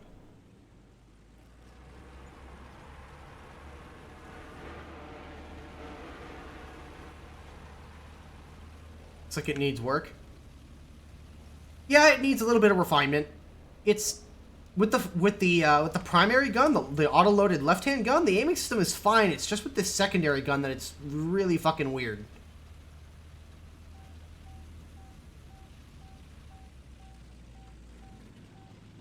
Because again, like, my first instinct when it doesn't point directly at the target, like when the suspension is struggling to point the gun at the target, my first instinct is to press the A or D keys. Unfortunately, that just makes the tank like do that, or it just makes it want to swing like this, and it makes it very, very difficult to actually bring the gun on target. Trying to get a proper fine lay with this gun, or with this tank, is difficult to say the least. Not impossible, but it's not easy. This game's already over. Guys, Germany at top tier is so overpowered. Oh yeah, for defense and so on, this thing is amazing.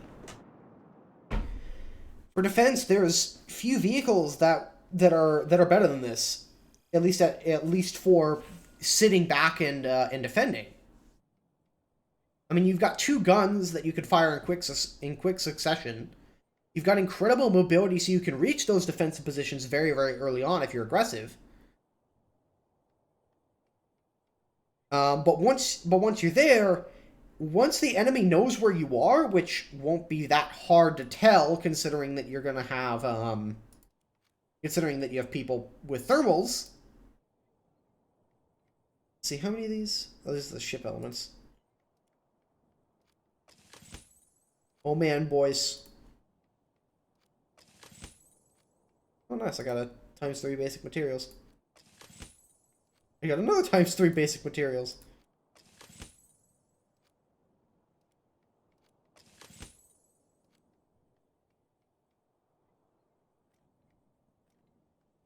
Yeah, anyways.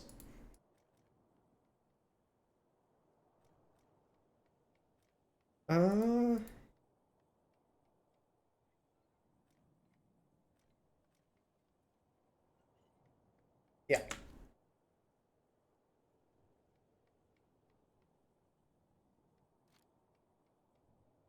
So as far as my initial impressions, this is a good vehicle, but highly specialized. Like you can cap, you can take positions and so on, but I wouldn't go charging directly into a I wouldn't go charging directly into cap points with this thing. At least unless I know that there's plenty of cover and I'm not going to be receiving enemy contact.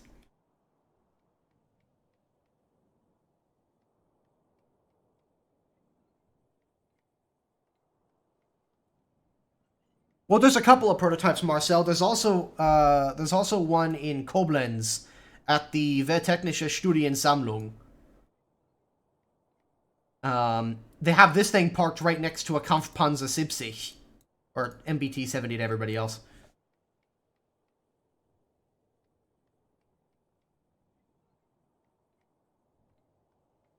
Turn the tank a little to the left or right? Yeah, maybe. Yeah, having analog sticks might actually be really nice when controlling this vehicle.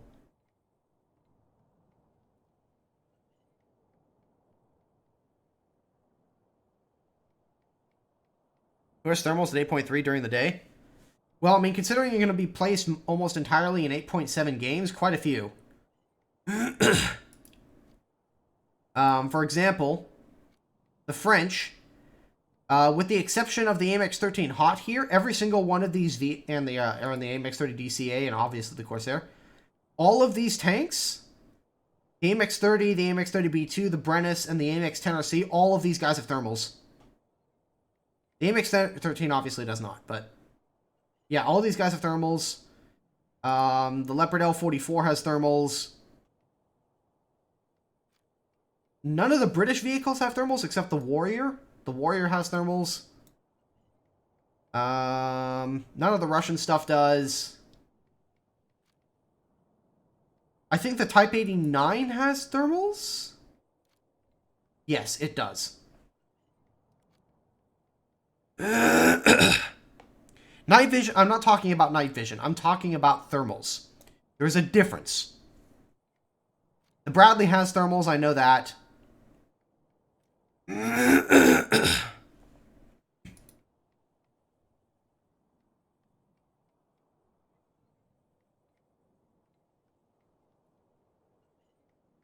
Yeah, I'll check your ping later, Brass. I'm streaming right now.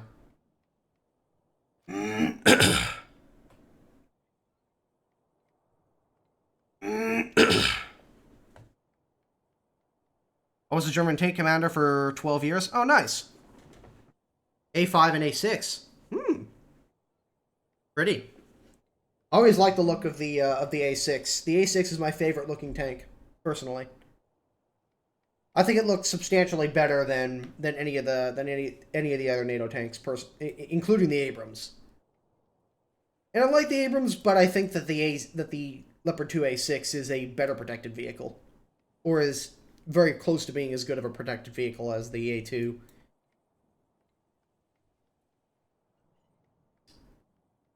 All right, let's play another battle.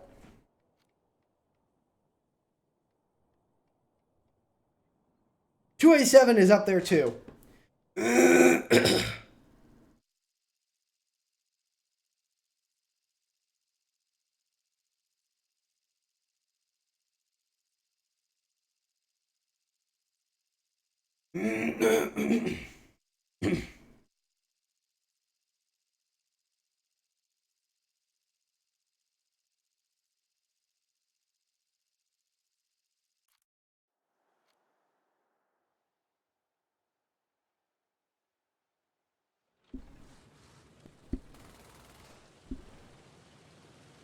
Just trying to mute the microphone first.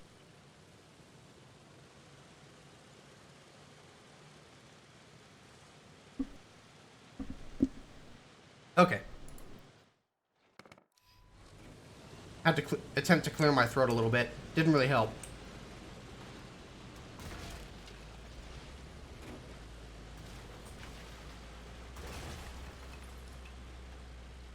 Oh yeah, that's the other thing. This thing has no machine guns. It only has the cannons.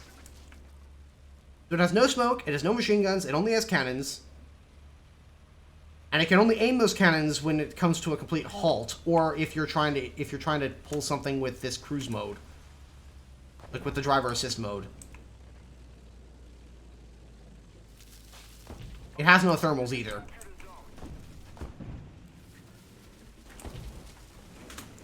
So is it worth getting?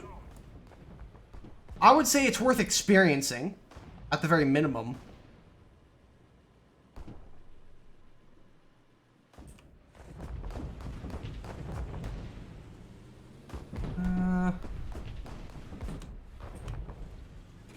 Can't really shoot through these bushes. Damn it!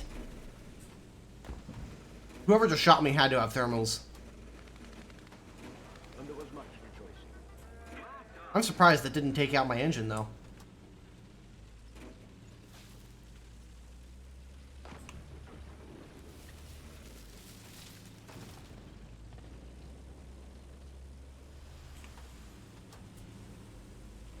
Oh shit. Damn it, I couldn't get the guns aimed at the target in time. That's why you buy a turret, folks. Yeah. And you've got all the crew members right there, so it's... The enemy is controlling most of the zones.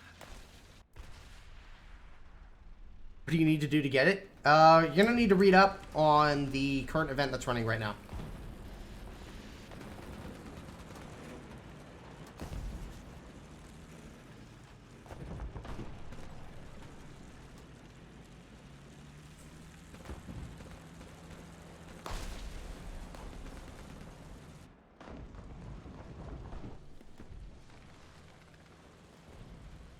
Attention to the designated grid square.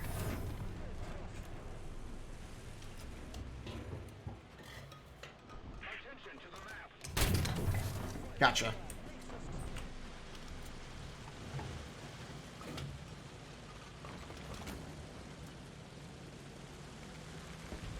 Having that guy on our flank here was going to be the death of us if I didn't do anything about it. Oh, crap. And there's another one? Of course there is. I shouldn't be surprised about this. It really shouldn't surprise me that there's more than one XM1 there. Yeah. Yeah.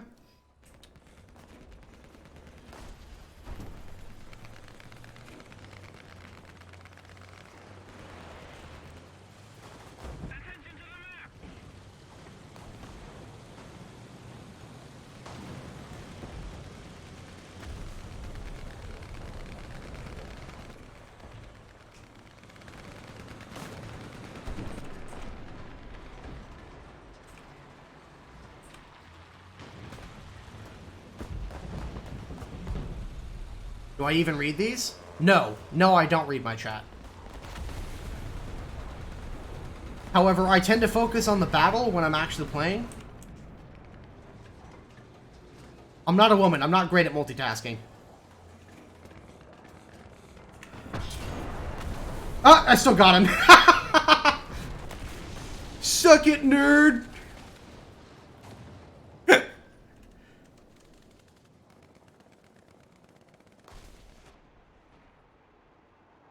Yeah, every IFV has thermals, but not the BMPs. Yes, because the Russians were one of the last nations to get on board with thermals.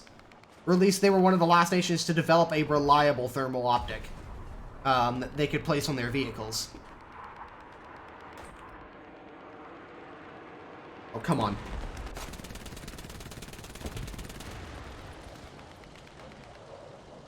This is not going to lock on.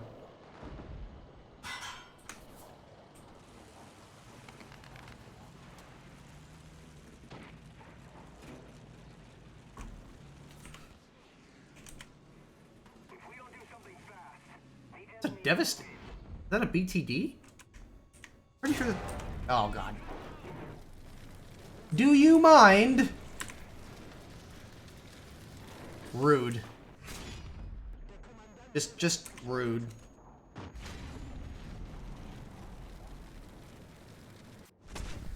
Thermal would be borderline OP. Well, I mean, if we ever get BMP3, that might change. And some of the most modern versions of the BMP3. God, the BMP3 would be so good. Because the BMP3 has the 30mm autocannon and a 100mm gun that can fire ATGMs. Normally, it's used for firing HE. But it's got the 30mm autocannon and a 100mm gun that can fire those gun-launched Bastion missiles. Although, they may be upgraded versions of the Bastion. Or different missiles entirely. Yeah, BMPT Terminator would be pretty cool. Holy shit. Make me super mod. I thought I already gave you super mod, didn't I? Bruh. Bruh.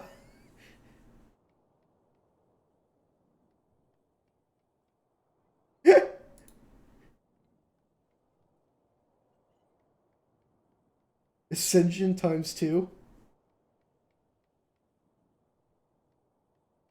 How the fuck did you get another 50k? That's my question. Oh, you probably spend way too much time. You spend way too much time watching these streams, don't you?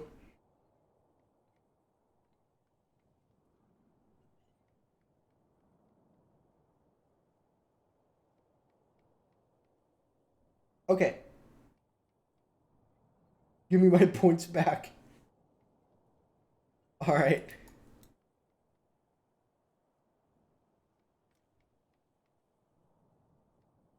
I don't know if I'll be doing vehicle requests today. I'm going to be kind of showing off the VT because I imagine that's what most of y'all here are actually here to watch me play, right? So it'd be kind of misleading if I said, "Oh yes, let's play the VT today.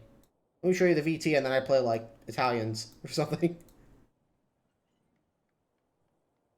You're here for the suffering. Well, of course you are, Stux.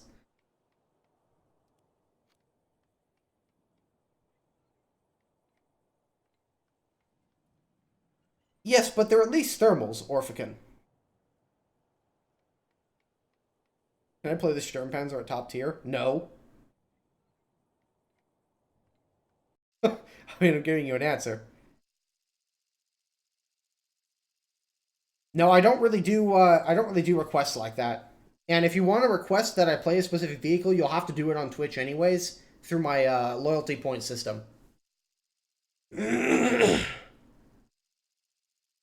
Yeah, I know. I know, it's so funny. 152mm gun at top tier. I don't normally find that I don't really find playing stuff like that all that enjoyable, personally, in the first place. So...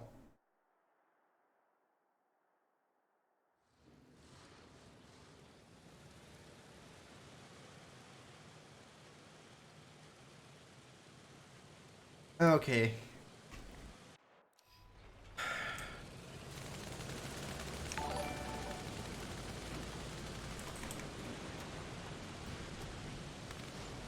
Yeah, Frank, I don't have the H-34. The only event vehicle I requested was this vehicle. Look back next time. That's an awesome name. Jesus Christ! Stupid rebel things.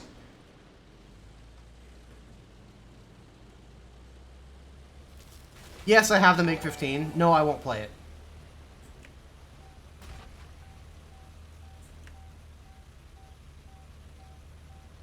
Great for killing a spawn camper, then leaving. I guess, but... I tend to get more enjoyment out of War Thunder by playing vehicles that are actually practical. Or playing them at their proper tiers.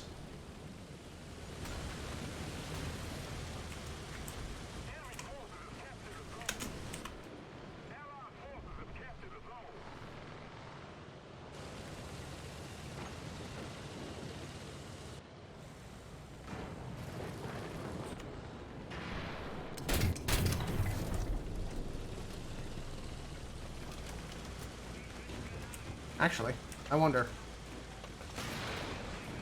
Oh god, artillery fire. I don't want none of that shit.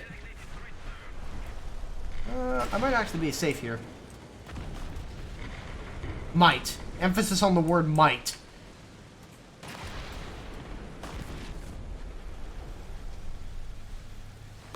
Can I poke my guns up just above this?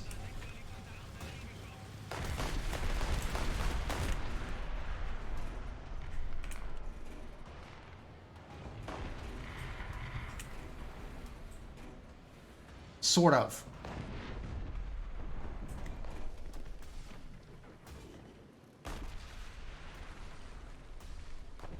Oh, there's a gun barrel there. There's a cute little gun barrel. Oh, this is awkward. Come on. Come on. Come on. Come out. I only want to kill you.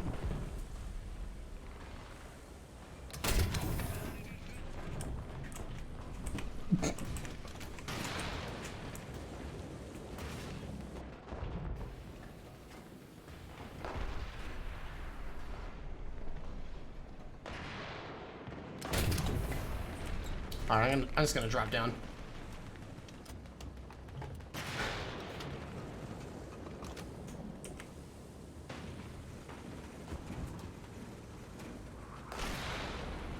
So am I gonna play the tank? No.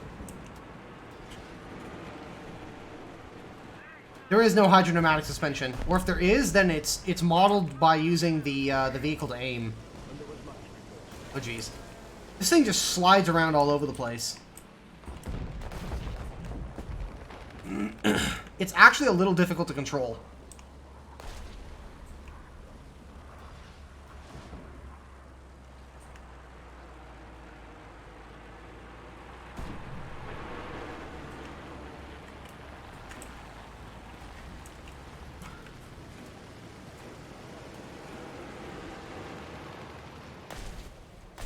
Oh god. And you can see, like, just by moving the vehicle back and forth, I actually slid off of the rebel.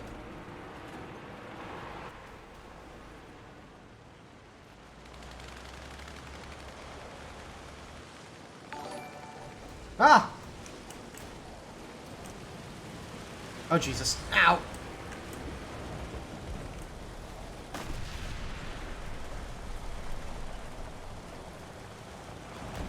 More maymays for the Maymay God. Killer Bin, thanks for the sub, man. Appreciate it. Oh, shit.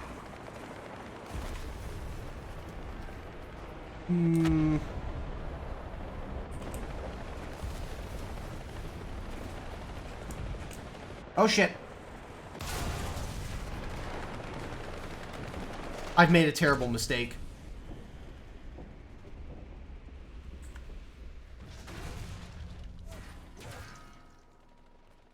Oh! Now you fucked up!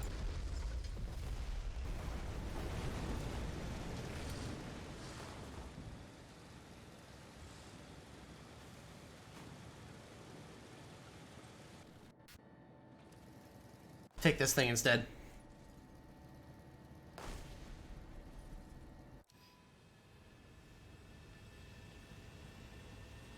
airplanes are good.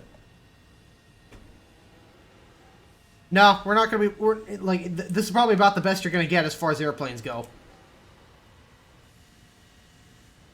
Mostly gonna be focusing on playing the VT today.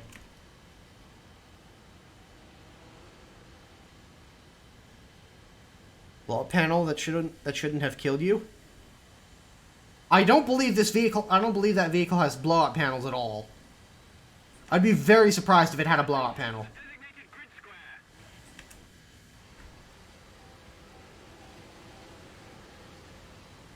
Is that?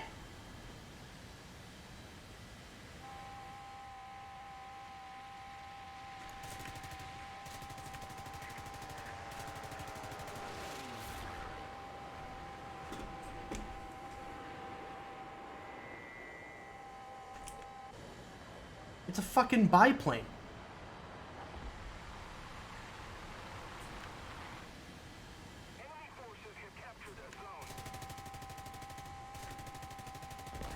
Oh, okay, never mind. He hit the ground.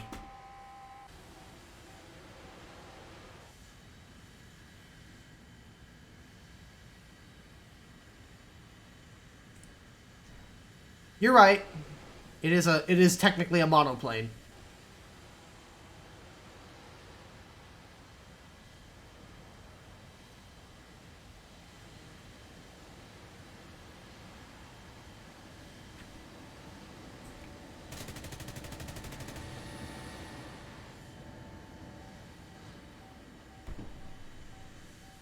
I'm not really doing anything up here. I jumped into this aircraft hoping that there would be something else to shoot down, but not really.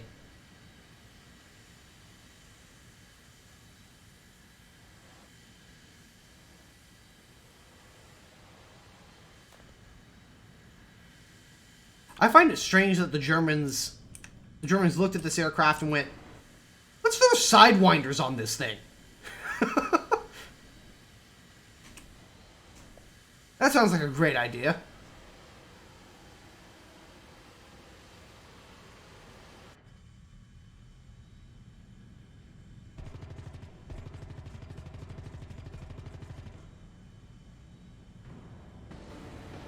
Yeah. Jump out. I'm not helping anybody by staying here. Or by staying in the airplane.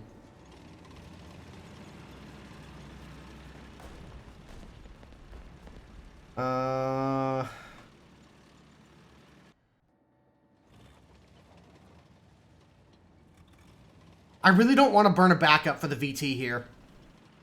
I'll burn a backup if I'm having a good game, but I'd rather not have to burn one in a match like this.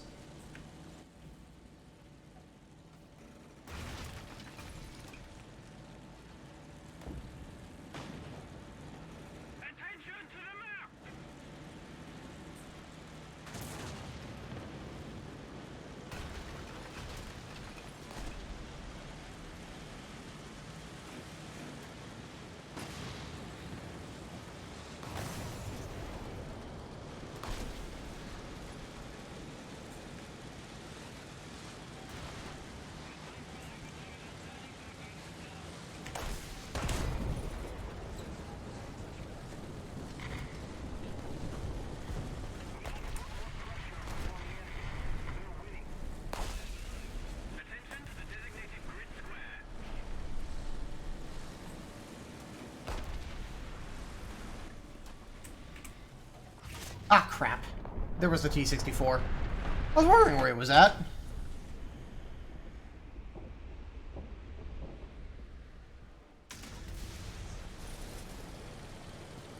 Oh, man.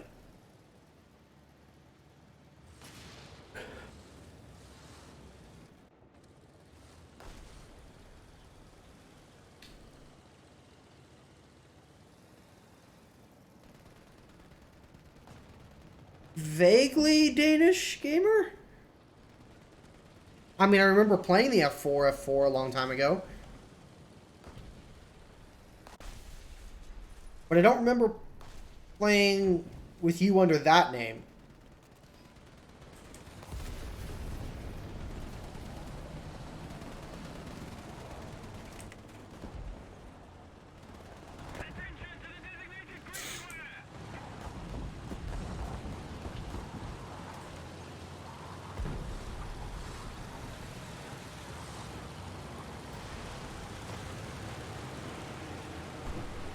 No, Frank, I'm not going to be playing the VT at 10.0. It's already painful enough playing it at this tier. In certain aspects. I'm not interested in making it way harder for myself for no reason.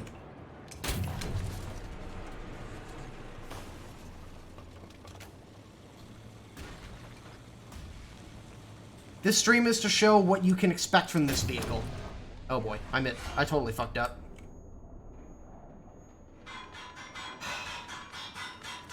Nice meme, game. Nice meme.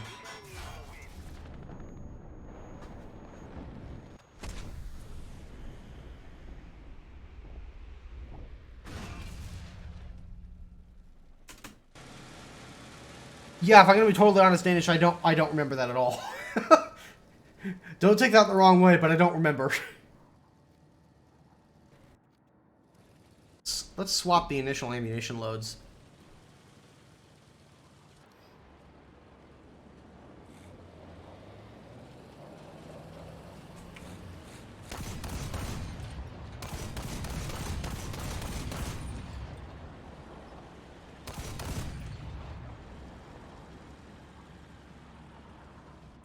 Oh yes, please come at me. Get wrecked, boyo!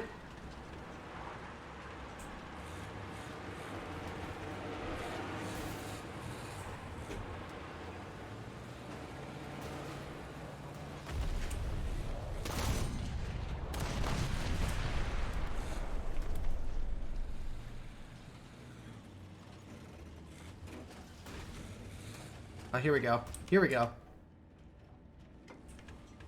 Please come back so I can shoot you down.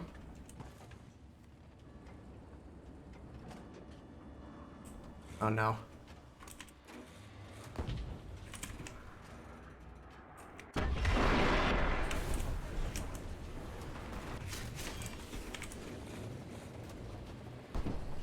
I had to take care of the bigger threat there.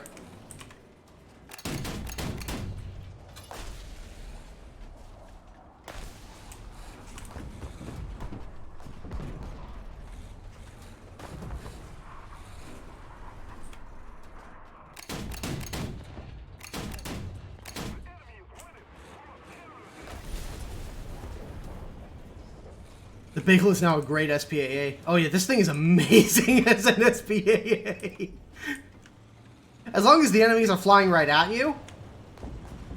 Oh, this thing is amazing. And you can still defend yourself.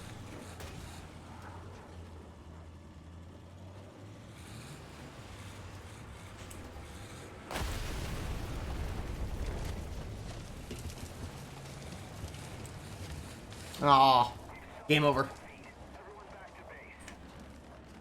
You can still defend yourself, too, against tanks with the ATGM, which is really awesome.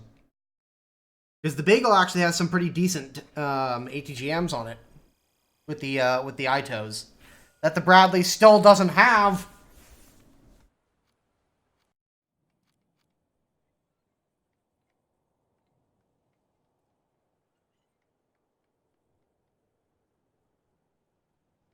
Is that performing right, or is it like a rubber ball? I don't think it works like a rubber ball, but it's definitely not performing anymore. It's definitely not performing as it should. Hess should deal varying degrees of damage depending on the thickness of armor that it hits.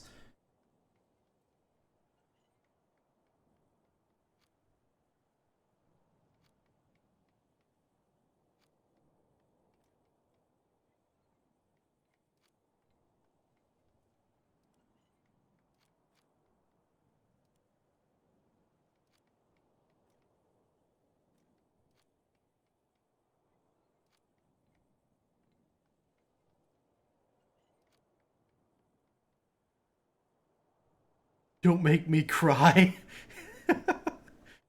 Bradley with high toes would be OP, though. Kappa. Yeah, 100%. We can't have that, boys. We can't have America doing well.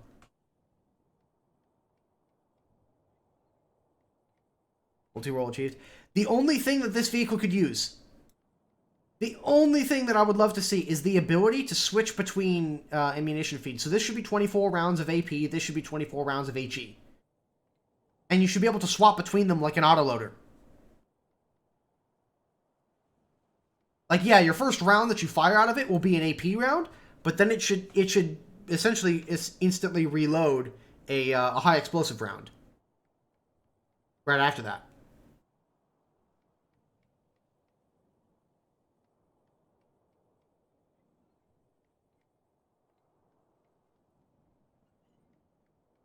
Dear Lord, if I hit a branch.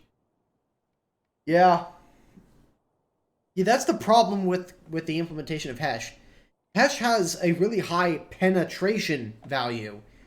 And all the penetration value the penetration value should signify the thickness of armor that it is most effective against. Unfortunately, the mechanics that we have in game mean that the penetration value means the actual shell penetration. Actual shell penetration on Hesh should be ludicrously low.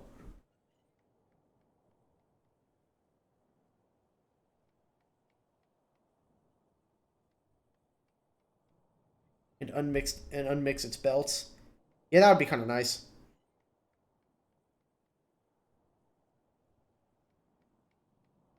So yeah, like when the Bayo came in, it had no laser rangefinder, it had no thermal optics, it had no HEVT shells.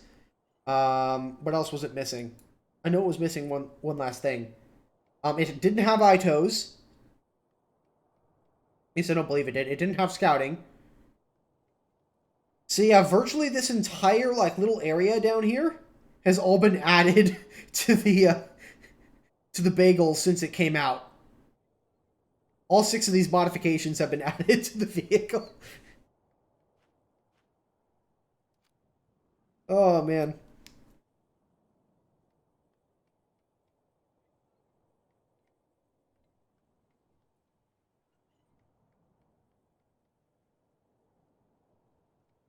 Design around Hesh? No, most ERA was designed to stop shaped charge rounds, so heat rounds. Because up until that point, nobody had come up with a good way of stopping high explosive anti-tank rounds or shaped charge warheads.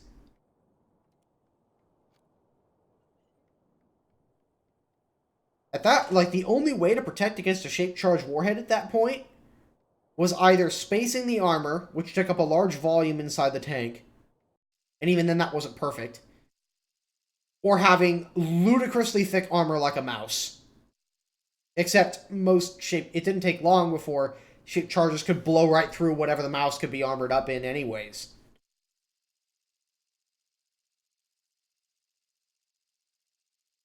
Before crew replenishment? Maybe? I don't believe so. I think it was added afterwards. Crew replenishment was added quite a few years ago. This might actually be a pretty good map for the VT.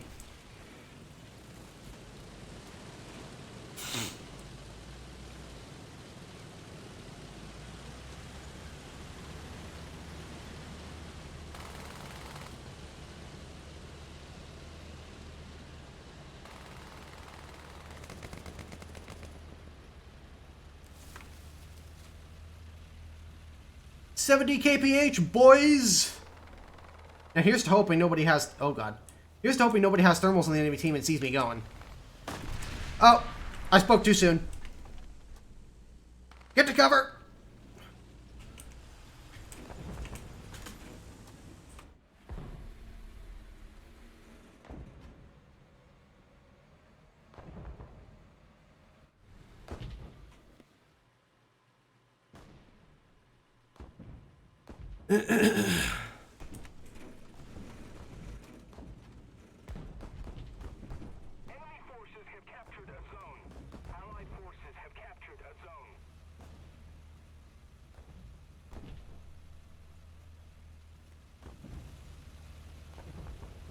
I'm just booking it and hoping for the best.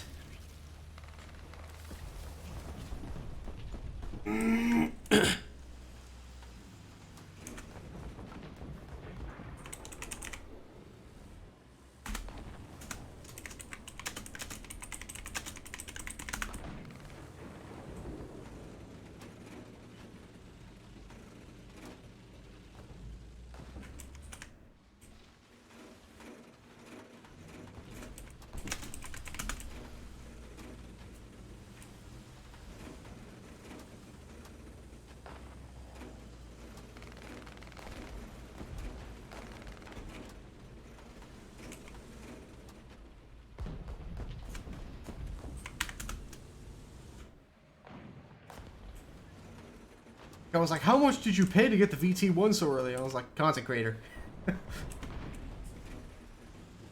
Blame Guy Jubles.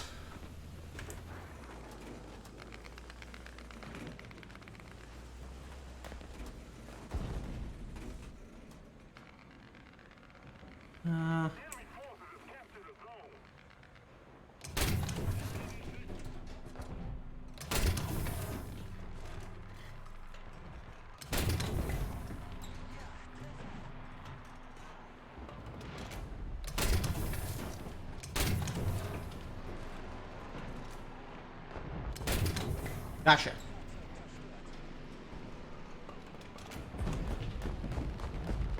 Okay, we got one of them.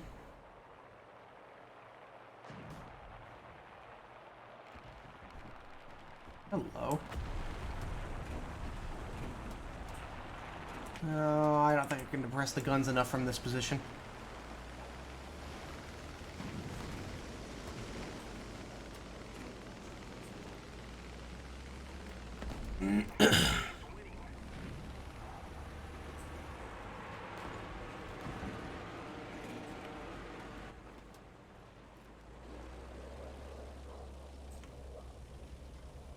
Attention to the map.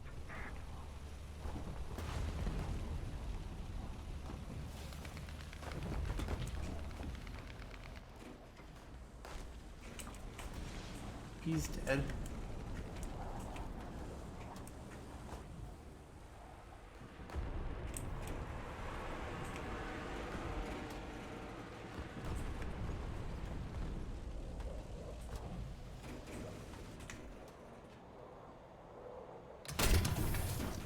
Hi, buddy. Don't worry, guys. It's not spawn camping. It's spawn pushing.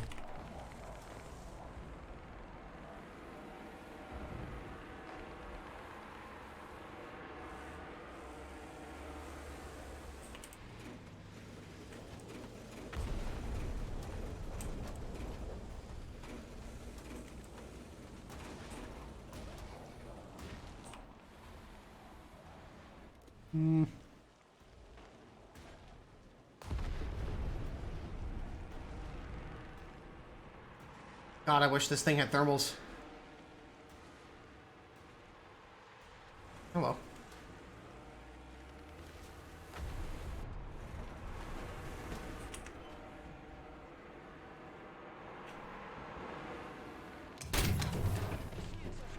That... I overpenetrated the XM1 and killed the guy behind him.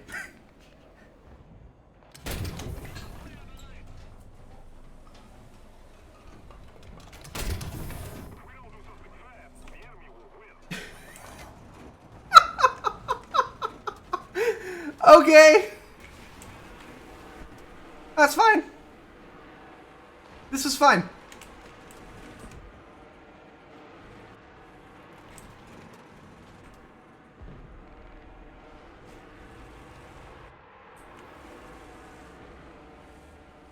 I was like, wait, what? For a second, I thought the target destroyed thing was the XM1 that pulled in front of the shell. Half the stream is Miles just saying, I wish I had thermals. You're not wrong.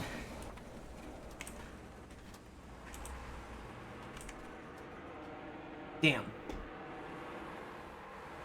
Might be able to get him here, though. Got him. Just picking him off.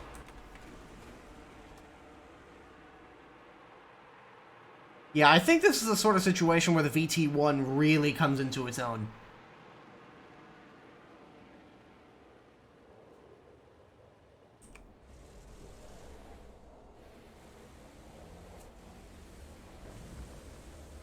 It's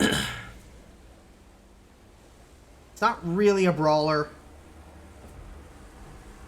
It is an excellent sniper, though. I think this Russian guy on the enemy team is very mad. Does anybody speak Russian? And if they do, can you tell me what this guy is saying?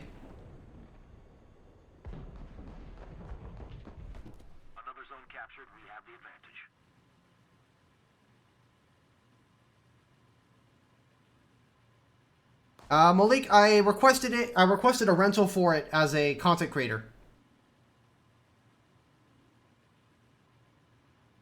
I'm part of their content creator program.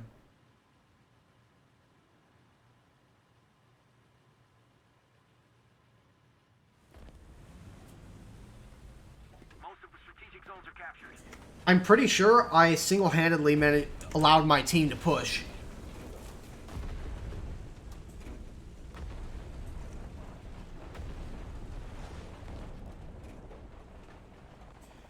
Wiping out that enemy push that had taken all of our objectives. Did a number on them.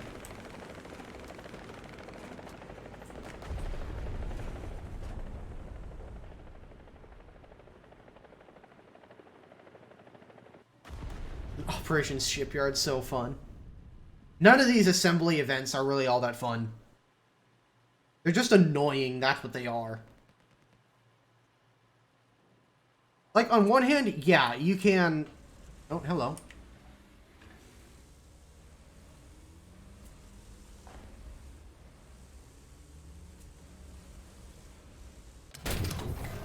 Hi, M18! On one hand, you can sell your stuff off.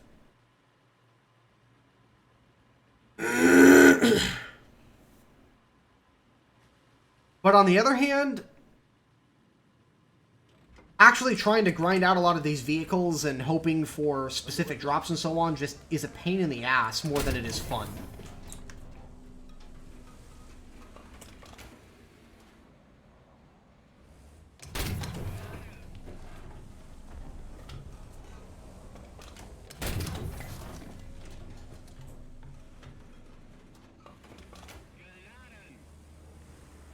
I mean, take these guys, for example. They're having so much fun right now.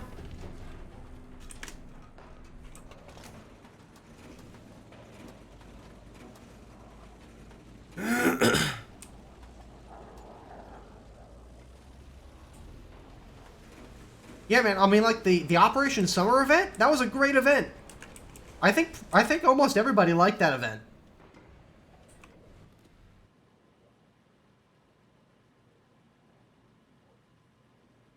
But yeah, these assembly events are really a pain in the ass.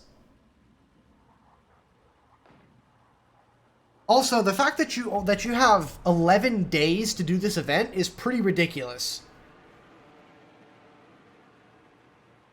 You have until not the coming Monday, but the following Monday. So the Monday after next week to complete this event. So you have this. So you have today, this weekend, all of next week during the week, and then you have next weekend, and that's it to do this event.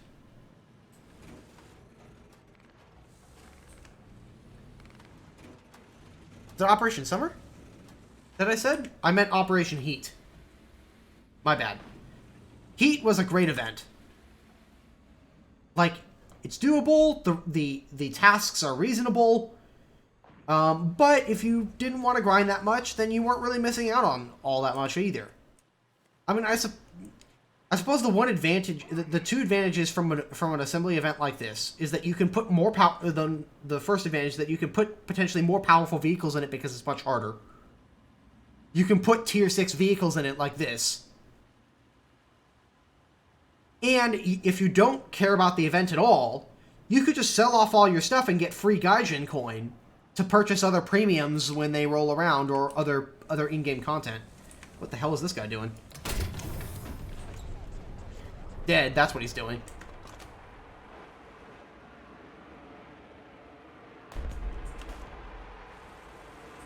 Guys, this is such a fun game. I'm so happy that we have this ability to just sit and camp the enemy spawn the entire time.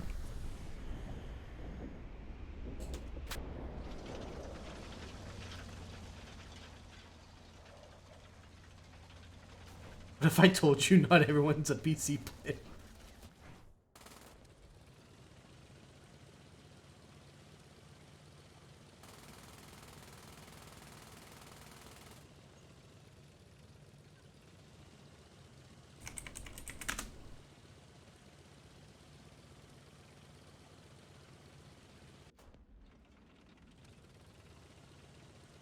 That sounds like a personal problem present in the YouTube chat. Oh, by the way, boys, my younger brother. Hey, oh, wait for it, guys. So my younger brother is a pretty hardcore console guy. He's making way more money than I am overall, like way more money. And he doesn't want to get a PC because it costs too much money. Yesterday he told me, wait for it, that he made a Steam account. I'm so happy for him. Can we get a clap in the chat for him?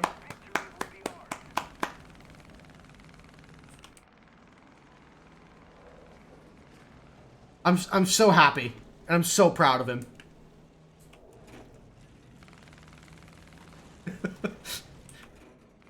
One step closer to joining the PC Master Race.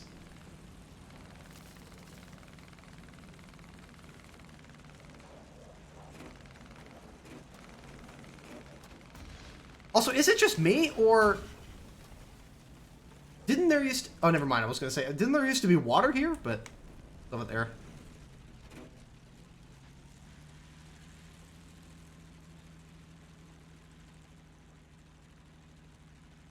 Well, we got a heavy metal hero out of that one. Saving that replay.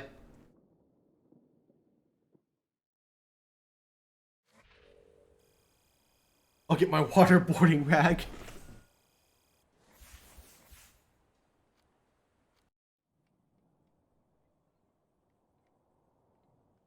PC players just saying. I'll put it this way, Loki. The average exists as a failure for a reason. There is a reason why 50% is not a passing grade.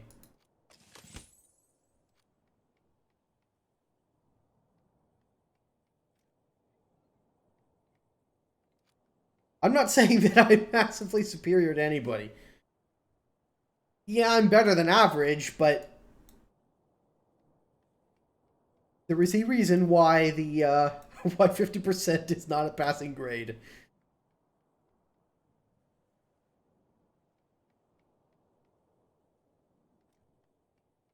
So yeah, on a map like that, where the VT can kind of just sit in a position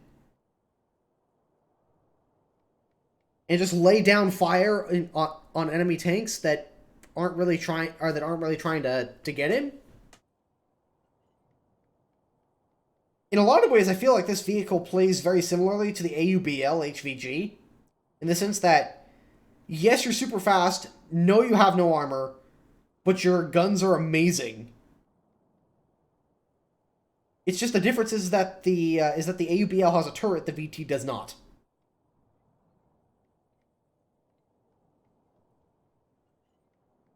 So I don't know. What do you guys think of this? Oh yeah, here's the this is the auto-loading mechanism. This little box right here. What do you guys think of this vehicle just from watching gameplay of it? I personally don't think it's that overpowered at all, really. I think this will be perfectly adequate and perfectly fine, but it'll just be highly specialized. I think, by and large, a Leopard A1A1 L44 is still a better vehicle.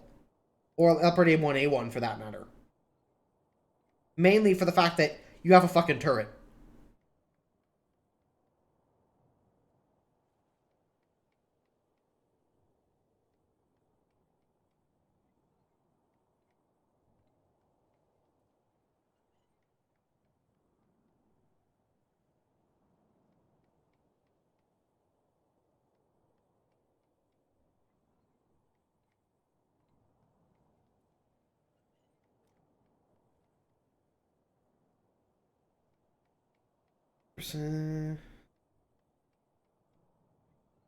Automated fire control system that this thing can't be represented 100%. Oh yeah, I mean this thing did have a fire control system on it, where all you basically had to do was align the guns and the game and you could pull the trigger and it would hit.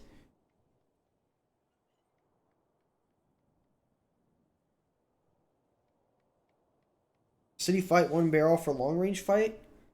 Not really, Arctos. You can't load one bit. Like you can You can switch ammunition once you get in battle, but both barrels are going to be loaded with the same ammo at the start. Also, they don't fire at the same rate. The left barrel has an autoloader, the right barrel does not. And as a result, the right barrel takes a lot longer to reload. I wonder what the... it says 5 seconds, but that's only for the autoloader.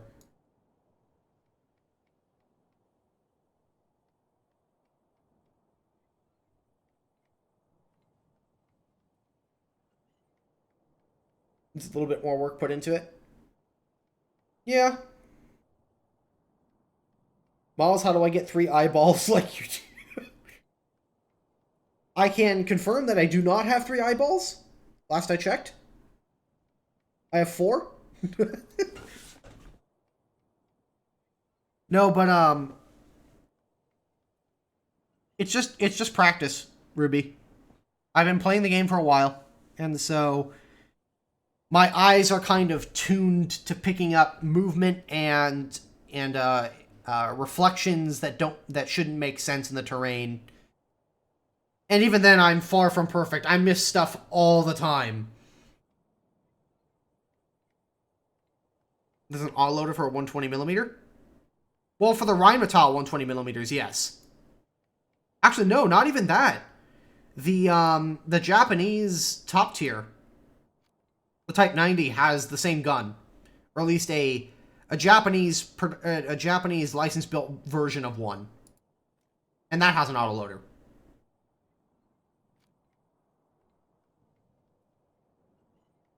I mean, Ruby, I've been playing the game since 2012. Late 2012, yeah. And I've been playing tanks since tanks came out. In, like, 2014, I think.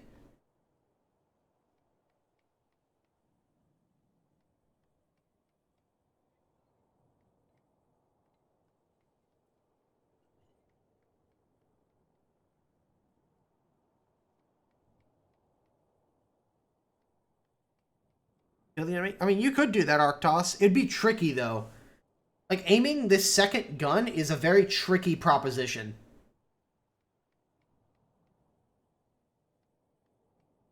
We go back in time and make old Miles fight new Miles to the death in War Thunder. Oh man, the old me would kick my ass. Holy shit. And like, back in 2014, 2015, and so on, I was stupid good at the game. Like, at one point I had a 70% win rate. Or something like that. Like, I had really, really high efficiency. Granted, I didn't have access to anywhere near as many vehicles as I do now. But that doesn't mean that I wasn't very good at the game. And I would routinely I could get ace games back to back to back to back to back. Like, it just wasn't an issue for me. Granted, I think part of that might have been the fact that people were just new to War Thunder tanks and they were still figuring it out. And that a lot of the people who still play War Thunder Ground Forces are a lot better at the game now. But back then, it was a turkey shoot.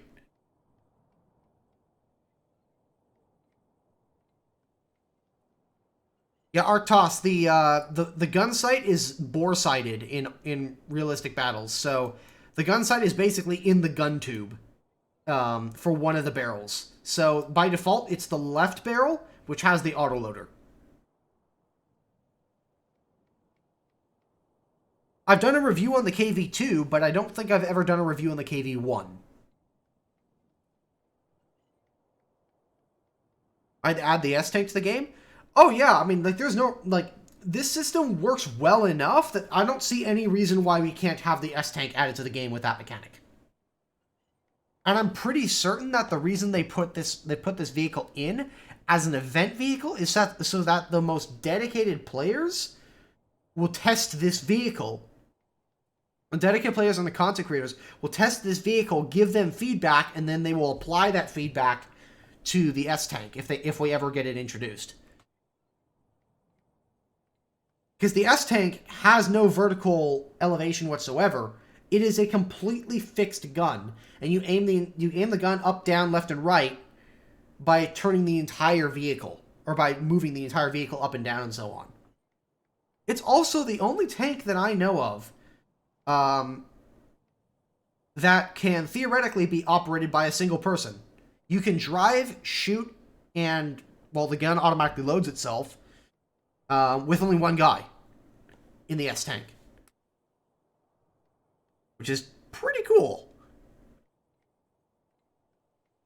What about the other? The other one is manually loaded. This one is manually loaded. But this one has the autoloader.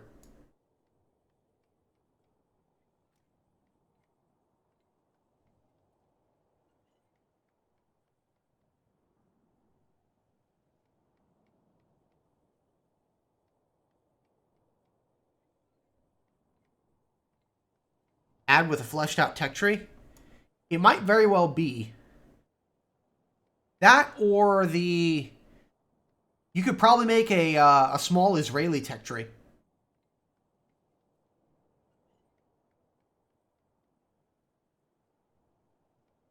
What is your opinion on the China getting the M8 Greyhound as a standard reserve tank? I don't really have that much of a problem with it. Like, it's a reserve tank. The standard M8 that we have, like the premium event rare M8 that we have in the US tech tree, it has kind of limited value in the first place to me. So the fact that the Chinese get one doesn't really bother me.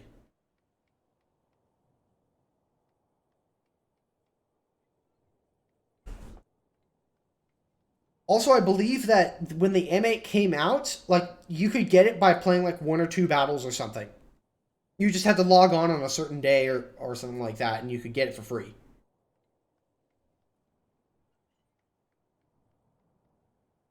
Yeah, the Chinese get the M8 Greyhound as one of their reserve vehicles.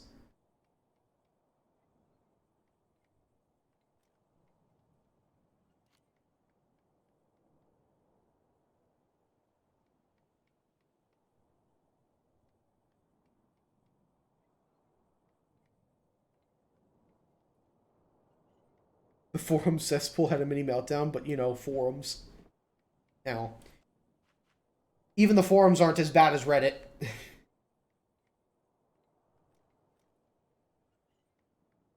And again, I want to clarify that I don't have a problem with the Reddit moderators. The Reddit moderators are good people. They do the best they can with what they're given. But, the rest of the community on Reddit, I have very little faith in. No, God! No, God, please! How's the no. VT1-2's mobility in AB? I don't know. I can test it, though.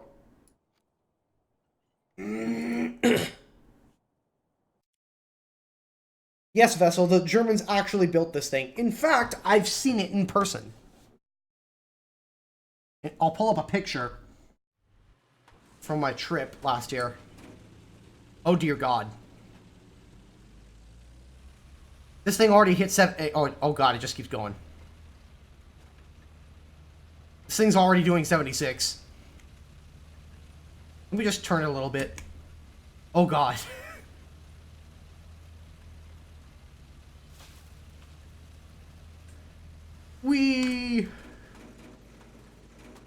Now let's do it in reverse. Oh, boy. Gun boost! Activate!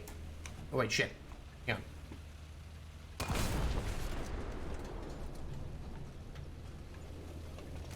Gun boost activate!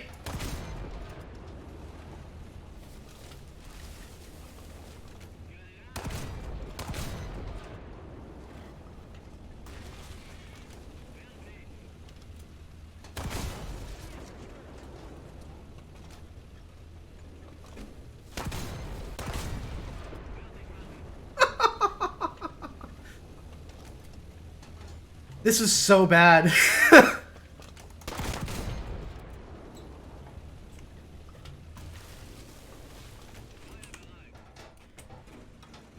Yeah, this thing will do 70 in reverse. And that's, I mean, like, even in RB. Like, that was arcade, but let me switch to RB. This thing will go just as fast forwards as it will in reverse.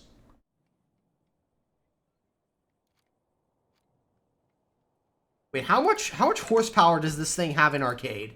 Out of curiosity.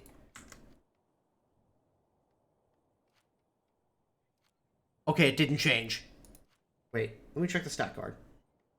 Oh my god! The horsepower goes from 2200 to 3400. Holy shit! It goes up to 3,424 horsepower in AB, in arcade battles.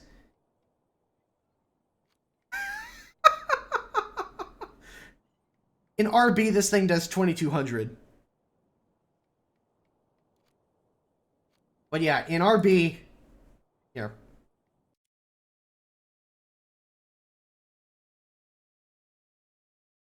You were just reverse past enemies and shoot them from behind. Here. This is in RB. And by the way, check out that traverse speed.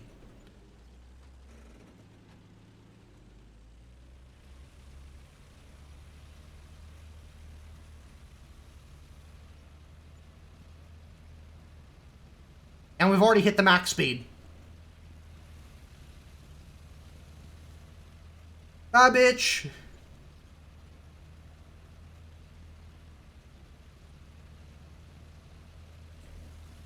Vessel, these things are completely fixed horizontally, yes.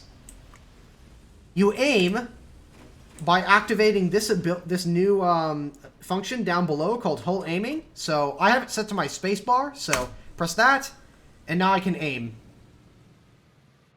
And when you're in the gunner sight, it defaults to the left-hand gun.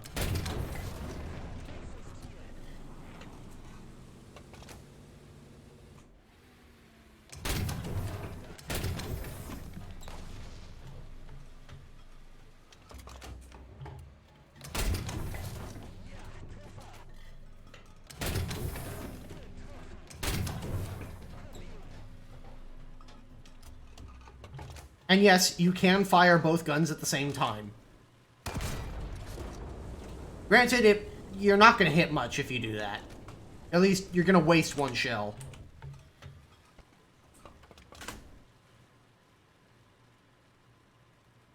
So yeah, hang on. Let me pull up something.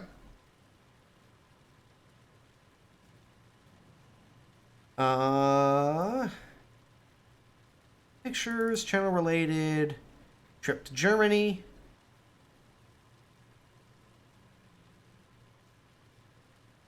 Yeah, let's go back to the hangar here. Oops. You guys can at least see its statistics.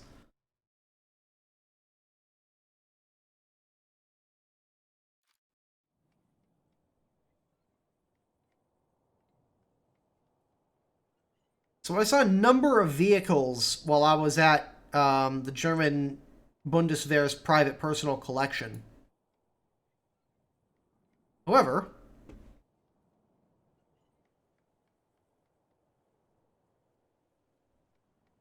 it also occurs to me that looking at the picture I took, this has to be farther back and bigger.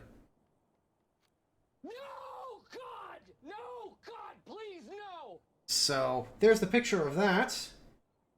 Then if I swap to recording on my desktop... Hold on.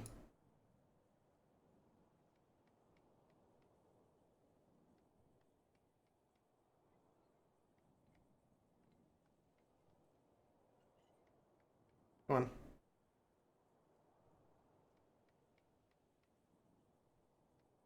This was the picture I took last year at Gamescom or right before Gamescom, August 2018.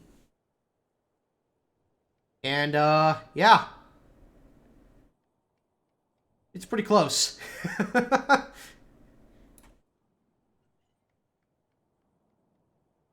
So this is, if you're wondering where this is at, this is in a museum in Koblenz called the Wehrtechnische Studiensammlung. It's a big, it's like this, you could drive right by it down, because it's just off of like this little residential street. And it's this big 5-story building with a garage behind it. This is the picture in the garage. And they also have this thing. Hang on. Get a better picture. They have this thing here.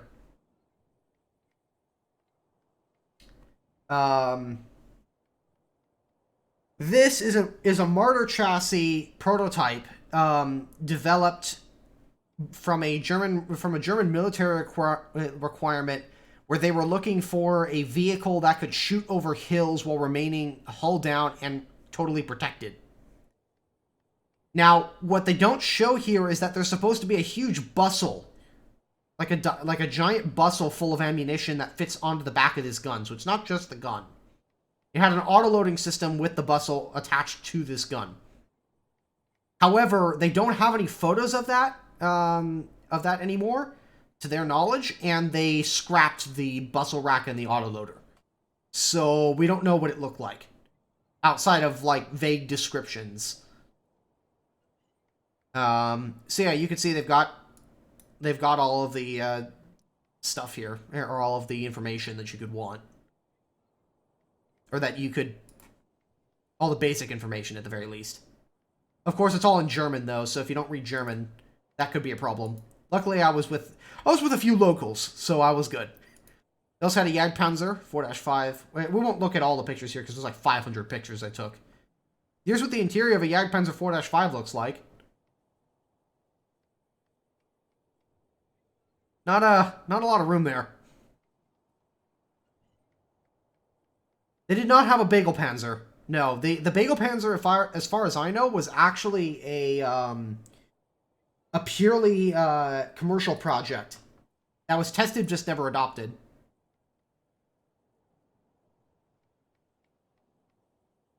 Oh yeah, this right here, this is kind of interesting. This is the prototype gun. This is the prototype gun and gun mount for the gun that was eventually used on the Panzerhaubitze 2000. Or Panzerhaubitze 2000. Which is pretty cool. There's a bunch more stuff there, guys. Like, you've got an entire garage full of vehicles like that. They even have the Weasel 2, they even have the Weasel 1 prototype there. Hold on, I want to pull up that picture, because I have a picture of me standing in front of it. It is tiny.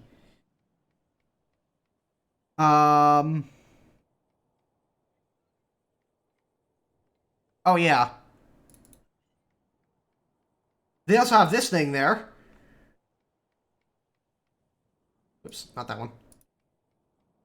This is prototype. This is Leopard 2K prototype number 16. This is the last Leopard 2K that they built. And they have a turret on it with an autoloader. Oh yeah, remember this turret, guys? From the Leopard 2K? This is what that turret looks like. Demounted. And this is actually from that prototype vehicle. Skeletonized T-72. Oh yeah, here's the auto-loading mechanism. That's what it looks like from the top.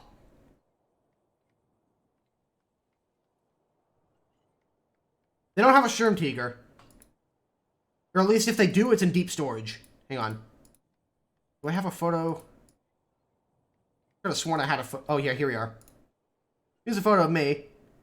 This is the Weasel 1 prototype.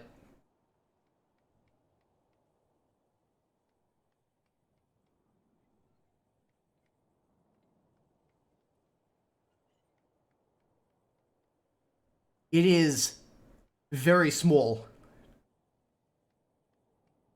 Oh wait, shit. There we go. Small.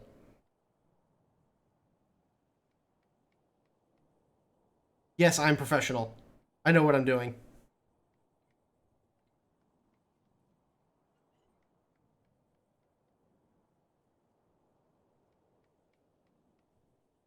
So yeah, this thing is not very large. And let me scroll back to the,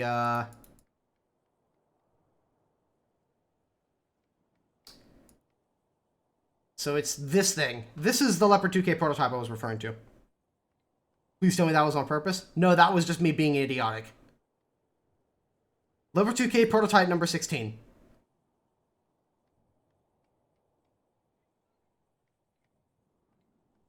Is the Kaka? Kraftkarren. Yeah, this one has an autoloader in it. One moment. This is what the autoloader looks like. Automatische Lade für Kampfpanzer Leopard 2. Besuchsmuster. Angebaut im Turm PT40 Mod.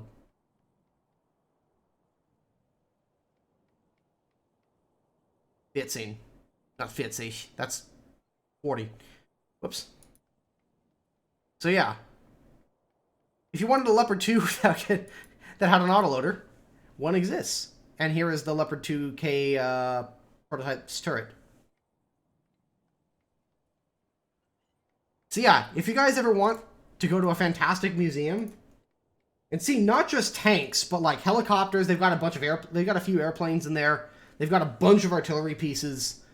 And then they have 5 floors of firearms. Like, if you guys watch Forgotten Weapons, if you guys watch Gun Jesus would literally cream himself if he walked into that building.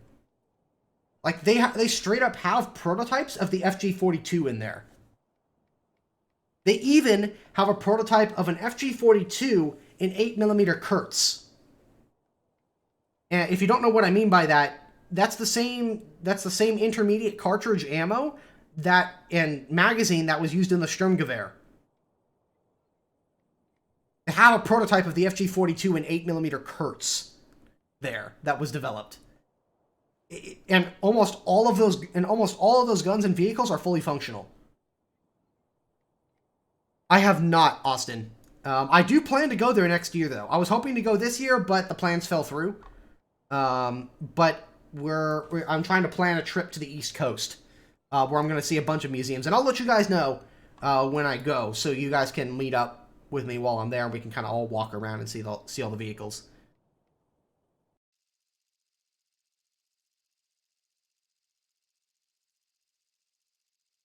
From Azerbaijan.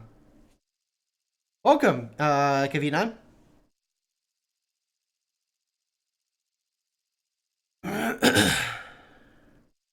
Not as swole as you, Daddy. Top boomer.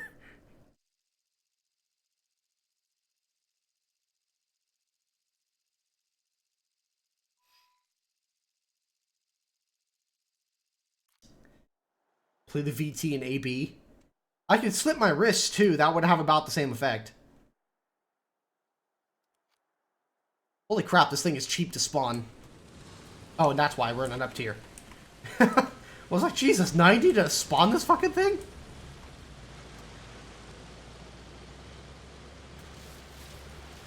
Oh, that just looks so cool. It's like just jumping through the tree line with the stabilized gun barrels. Oh, I love it.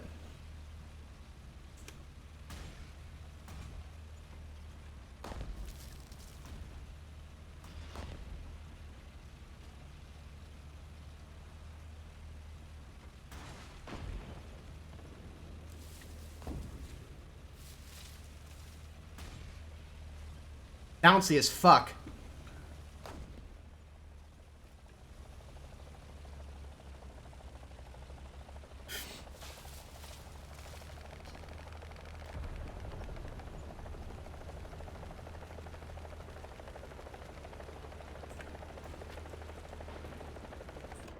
Whoever's editing this stream, let me know if you need the replay for that, like, little shot. I can send it to you.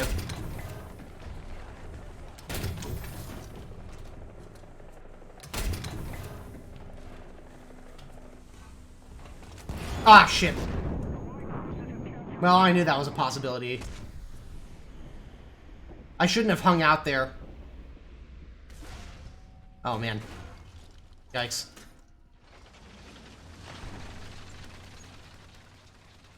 Jesus, the 909 crash has more fatalities?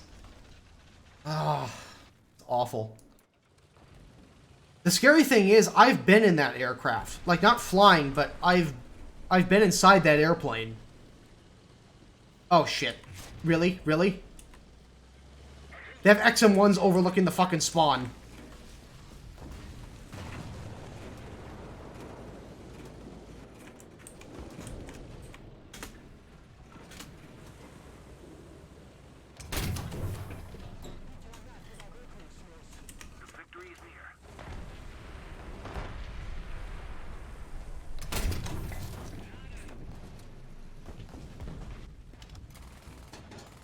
Going for it. Fuck. I think I managed to get behind cover, though.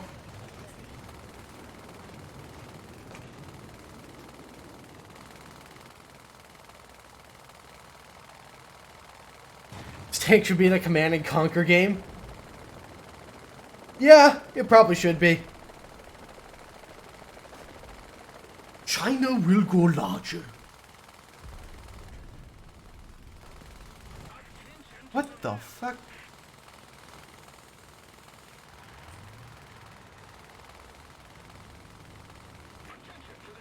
Where are my Command and Conquer Generals boys at?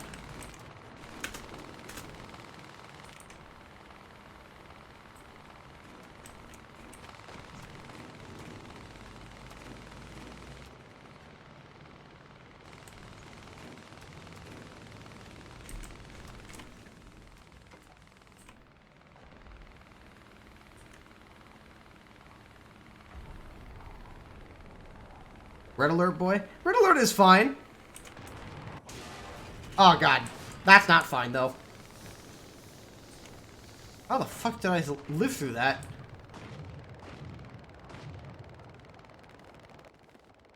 What even is that? Oh. Is that an F4? No. That's not an F4. That's even worse. That's a VMF. Oh, boy. Time to prepare my anus. Oh, God.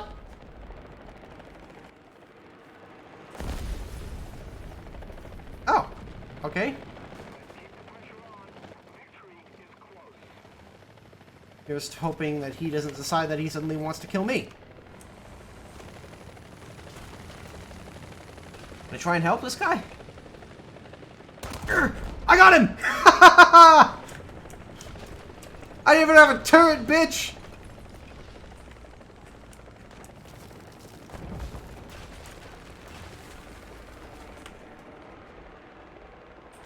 Suck it! Worf. Oh yes, the nuclear tank upgrade. Let's give him an air show. I need to get a bunch of those sound bites for my soundboard. How the fuck do I donate?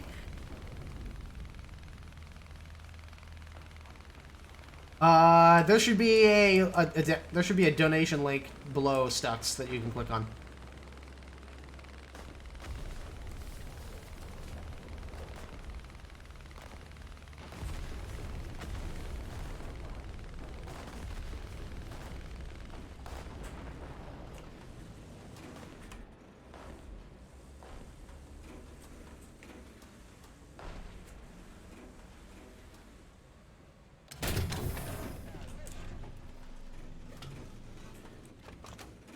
Alright. The more I play this vehicle, the more it's growing on me.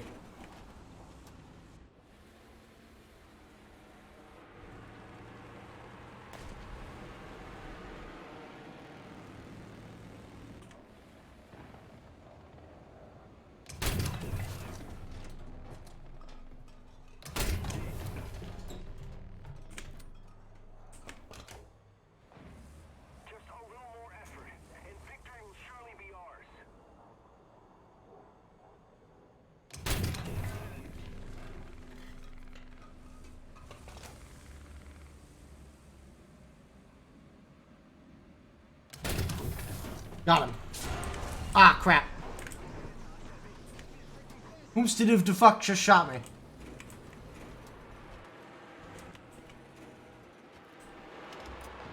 Oh. Man.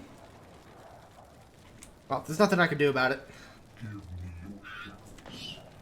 I said it'd do it, you fucking did it, mad lad. Thanks for the $10, Stux.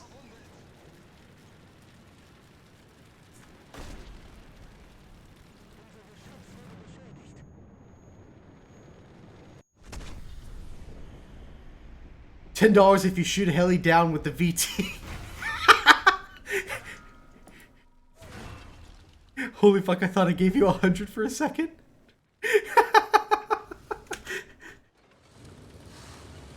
If you had given me 100, I would have sent you back the 90. I'm not that much of an asshole. We're such a plebeian.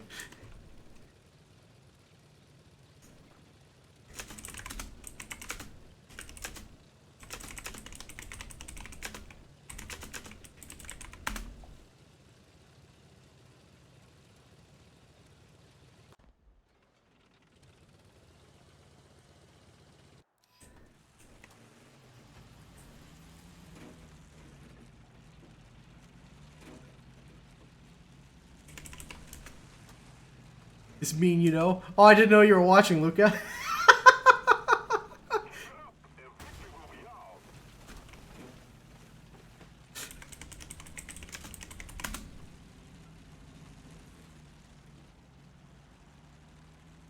I was very excited that I actually managed to hit something that didn't have a turret.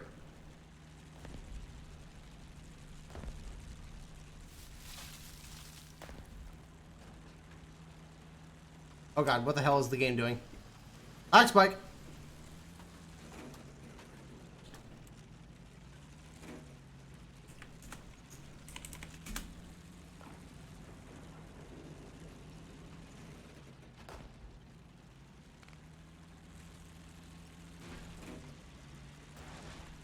Feel bad, I hope. I mean, I do feel bad. If I had known you were watching the stream, I would have just laughed. But hey, helicopters often kill me anyways, so I had very, very little mercy in that respect. I really did not expect that AH-1G. I saw it and knew it was fucked.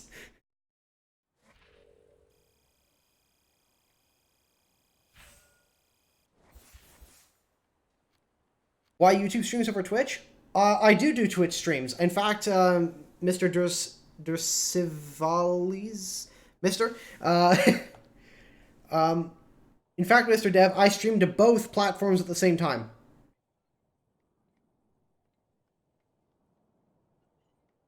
So if you want to, you can go over to Twitch and type in ManyMilesAway, and you'll find me streaming there as well. In fact, if you look at the chat in the bottom right, you can see that there are messages from both YouTube and Twitch. Hate people using bushes. I mean, do you hate me?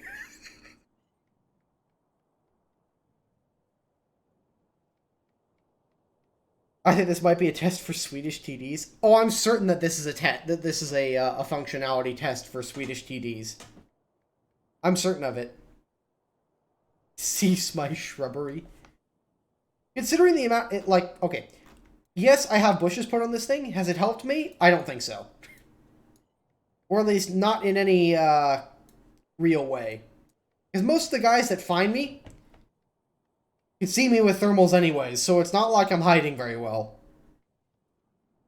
And this thing has exhaust vents on both sides.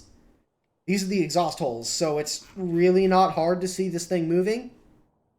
Not to mention the fact that it probably gives off a massive fucking thermal signature back here.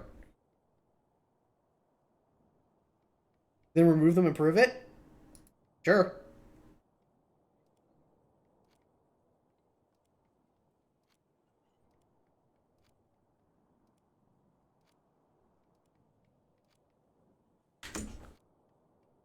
Fuck you, Stug. Let's do it. Instantly does worse. Oh, I probably will. Swedish DDs? The fuck you all on about? I'm talking about tank destroyers. Well, technically, though, the Swedes are adamant that it is not a tank destroyer, it is a tank.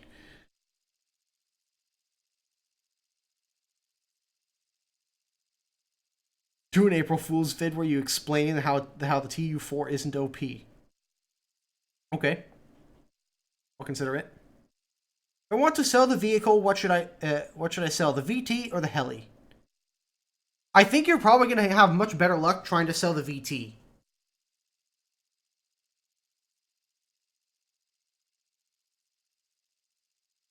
Gaijin hits you with that ghost shell.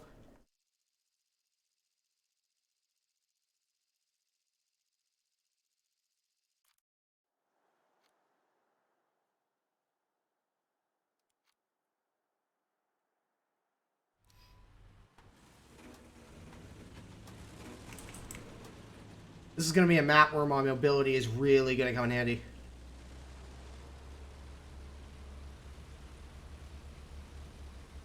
In fact, I'm going to try something.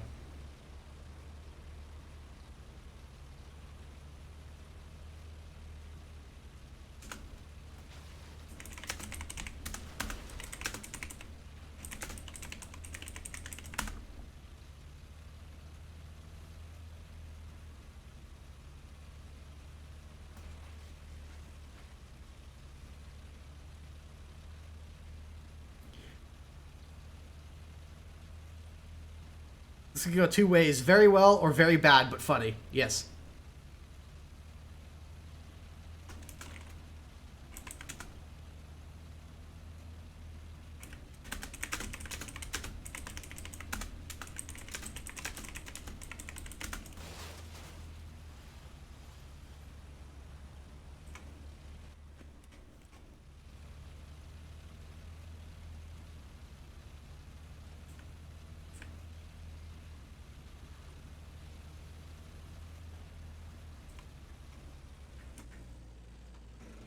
I can hear them off to my right.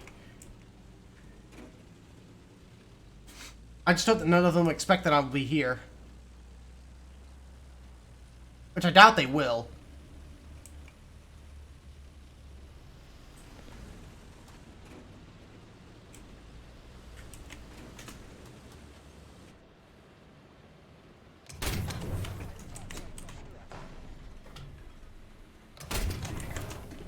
Oh, damn it! I got the driver on the track, not the fucking gunner. Shit!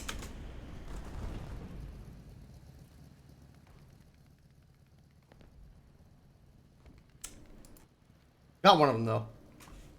It worked! Kind of. The enemy has most of the strategic zones. They didn't expect me to be there. Like, these guys had barely gotten out of their goddamn spot, and I was already there. Oh! In the right hands, in the right place, this thing is going to be so good. Try that again.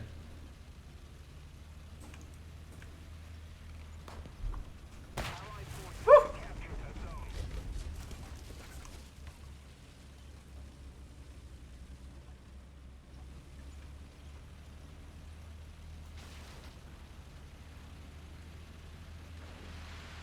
Ah!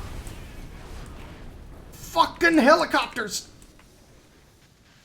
Oh boy, I'm gonna get fucking shit on right here. Here it comes.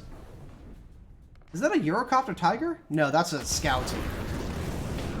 Oh no, it's a UH-1. Oh, that's a hideous looking skin. Alright, bitch. Gonna play that game?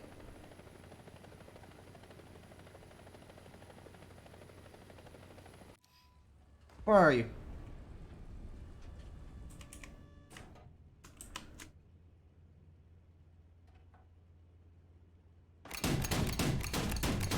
Say hello, my little friend!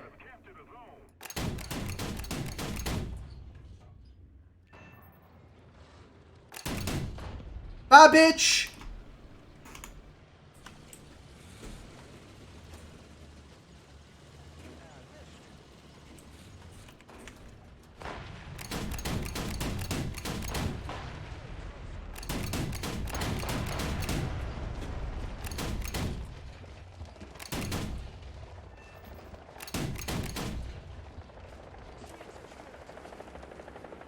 That's two of them down.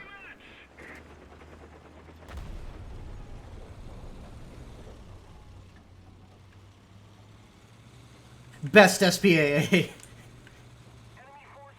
God, these HEVT shells are so good.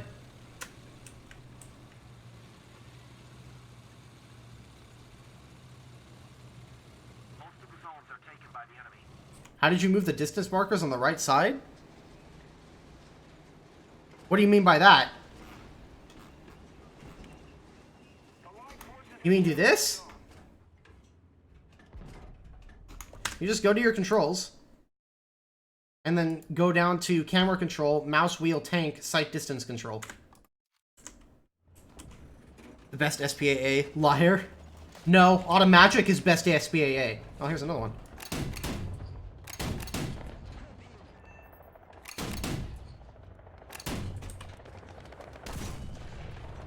Gotcha. That's number 3. Oh, here comes number 4. I'm running out of ammo, though. I think I may just run this thing with VT shells now.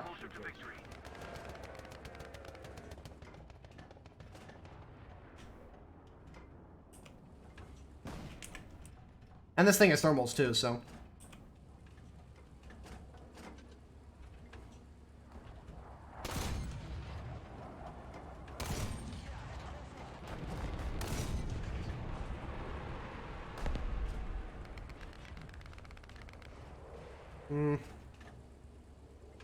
I don't really have the ammunition to be doing this.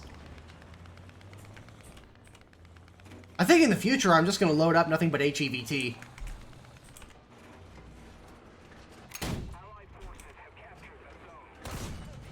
Oh crap, I ran out of ammo right when I needed it. Crap.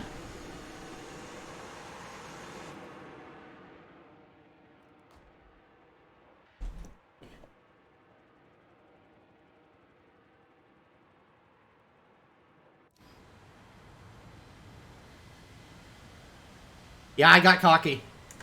I didn't before I realized how much ammo I had left. That's alright. I got 3 helicopters, though, so I'll take it. The Bagel is like a mini automatic now.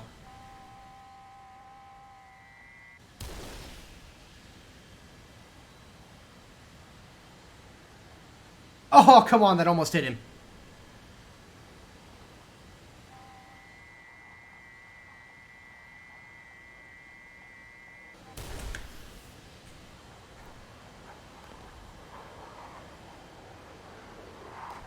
Come here, boy.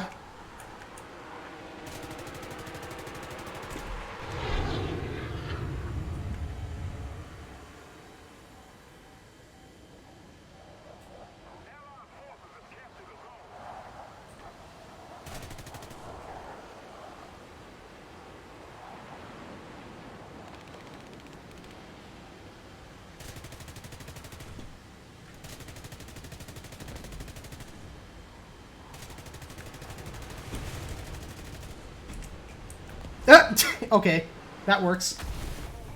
Whew! He tried to bomb me too. All right, let's go back and rearm.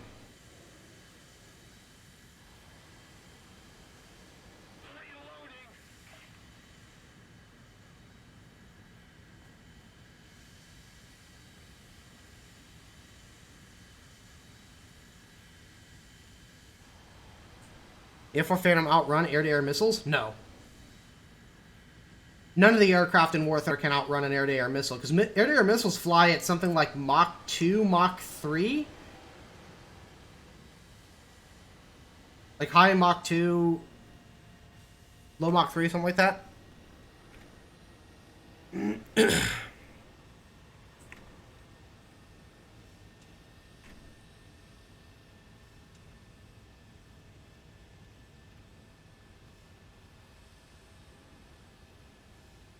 I'll have to bleed some speed off. Enemy forces have captured a zone.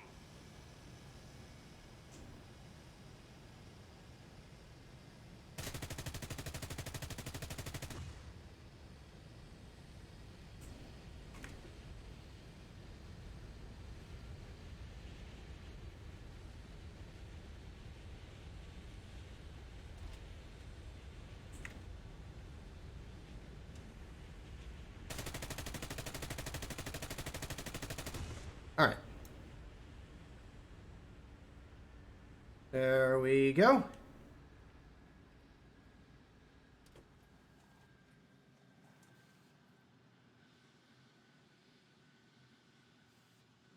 Rearm, repair, and let's get back in there.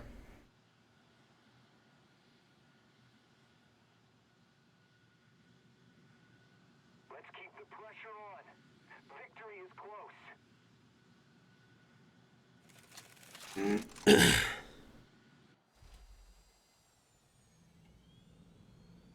Well, the Mistral's anti-air air-to-air missiles, man, can pull so many Gs. It's not even funny.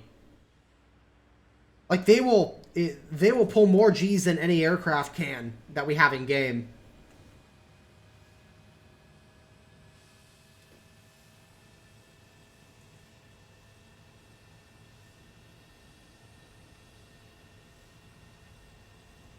You can get a parachute? I don't believe it does. Also, I believe if an aircraft has a parachute, the game will automatically deploy it.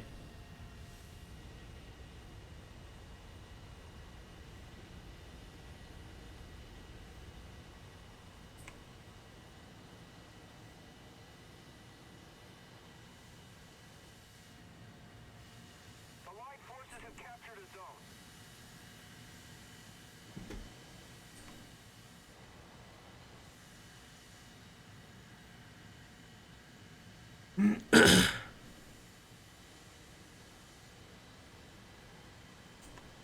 Looks like my team is actually doing very well without all the aircraft harassing them.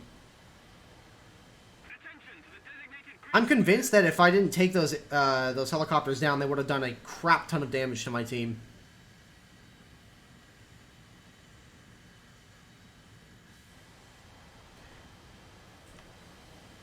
Okay, so we got a couple of enemy aircraft in the air.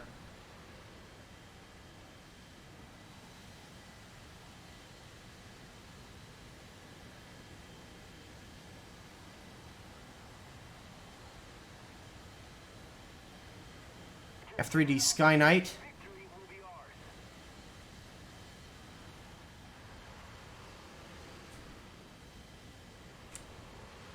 Where's the other guy? Woo. Alright. There goes the F-84 over there. So where in the heck did the F-3D go? Is he running?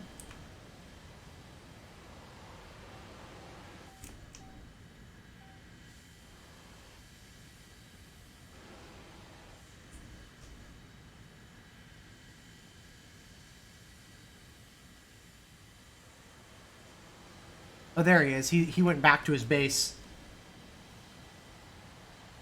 I wonder.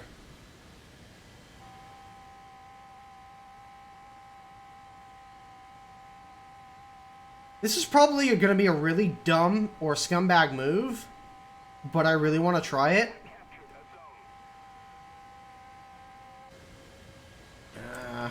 I think I'd have to get way too close. The SPAA would shoot me down anyways.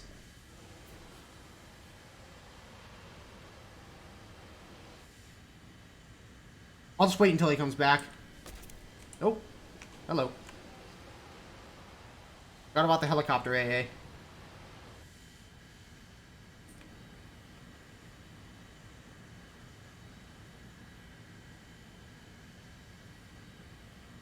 I'll wait until he comes back, it gets back into the air, and then I'll shoot him down.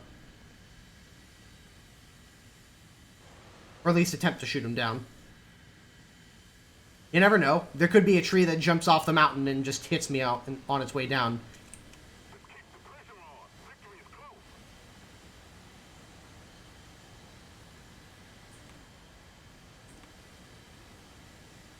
On the runway.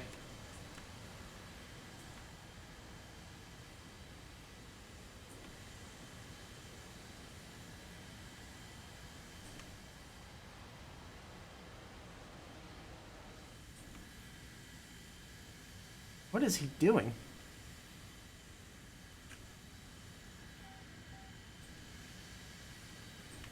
I think he went AFK.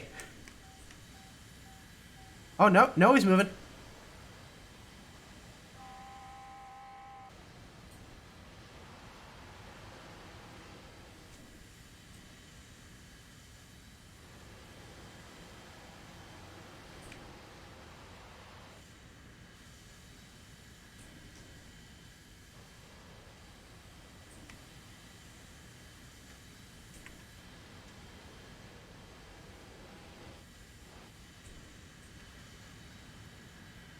Oh yeah, he's definitely laden down with bombs by how slow he's going.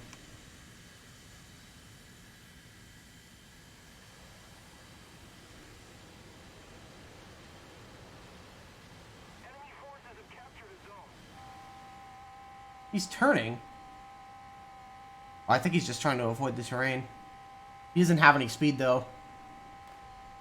Oh yes, please turn those guys towards me.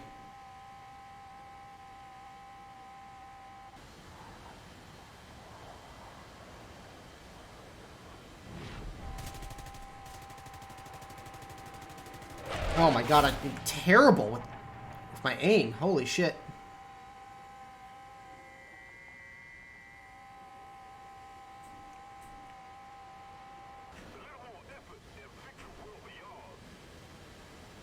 Come on. Oh, come on. Even the missile missed him.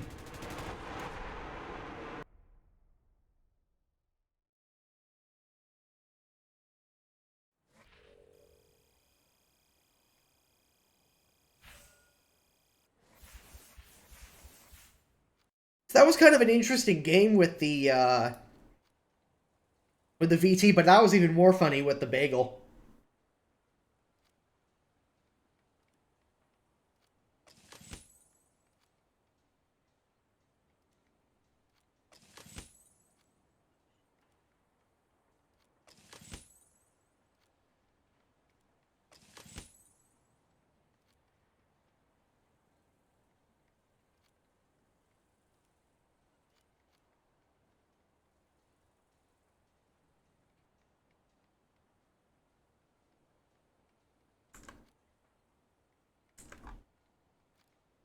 It's not as bad as my aim.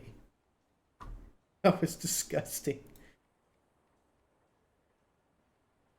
Apparently the missile didn't know where it is or where it wasn't, so it crashed. Yeah, this is true.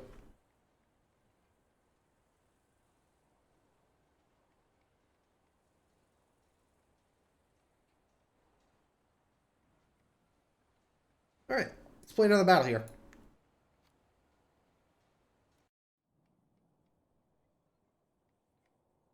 Honestly, I'm more enjoying the fact that the bagel has fucking VT shells now. This thing is, honestly, I think the Bagel Panzer may actually be a better SPAA now than the Gepard.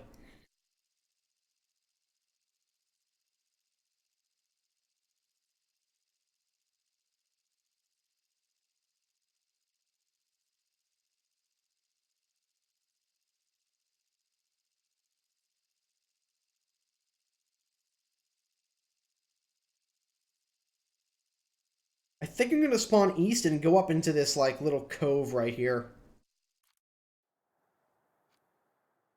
with the VT.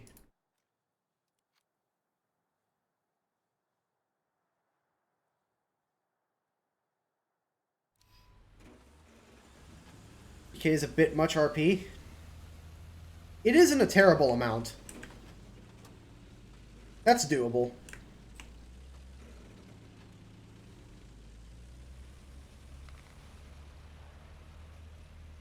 This is too fun to watch staying up late. I'm glad you're enjoying yourself, Storm.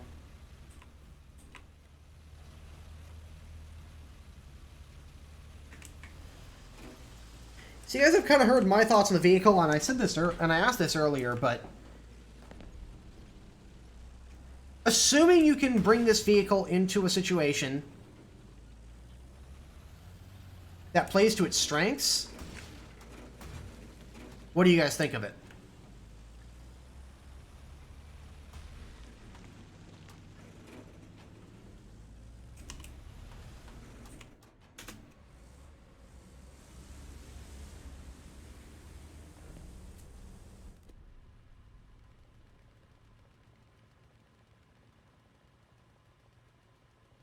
Really? Did everybody go to C? And nobody went B? I mean, and nobody went A? What the hell? I wonder.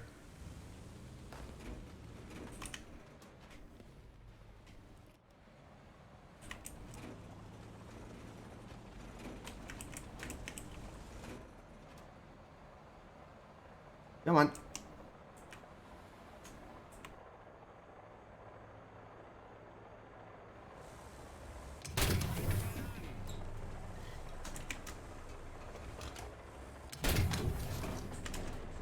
Gotcha. Ah, crap. Damn it. Again, as soon as I look away to shoot at something else, he pops up.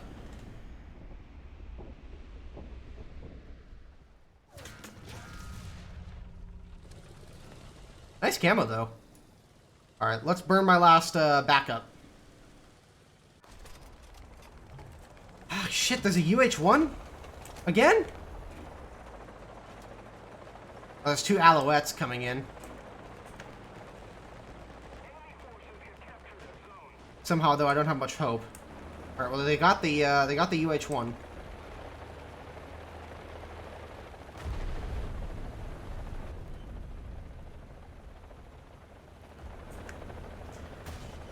Oh.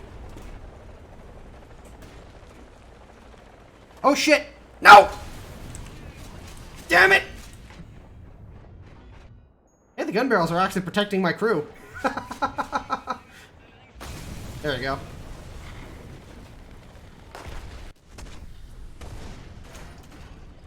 This thing is so overpowered, guys. It's so broken. You should just stop playing.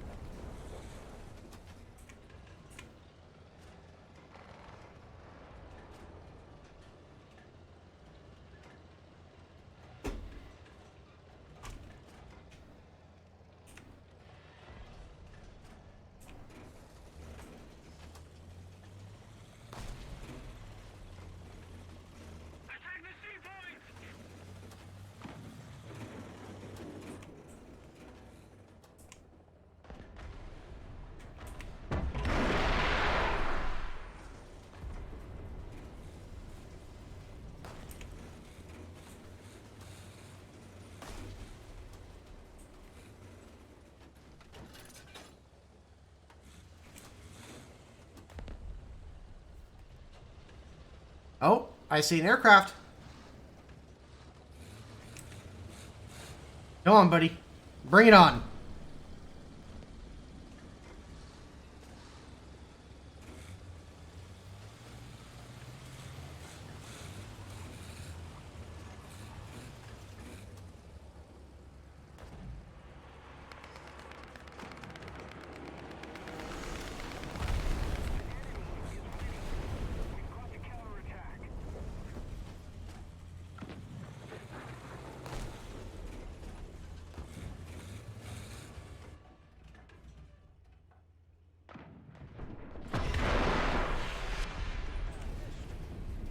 Not him.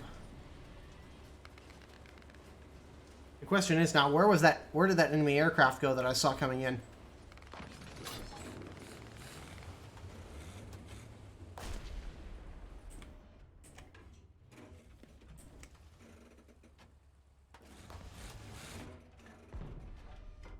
Oh, there's a heat signature. Oh yeah. Here it comes, boys.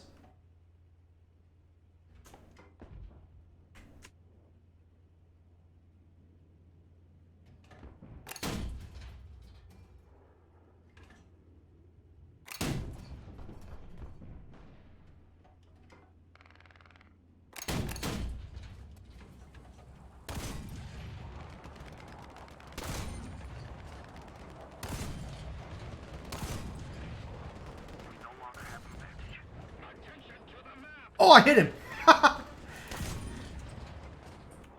He pulled back into the shell.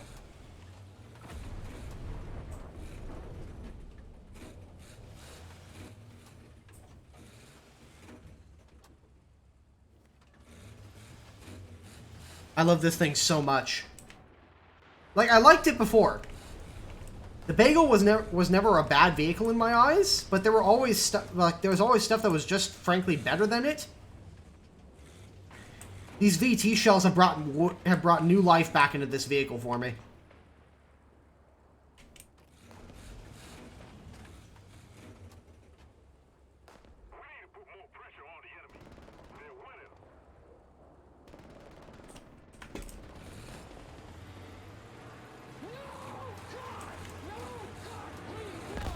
Okay, yeah, he's down.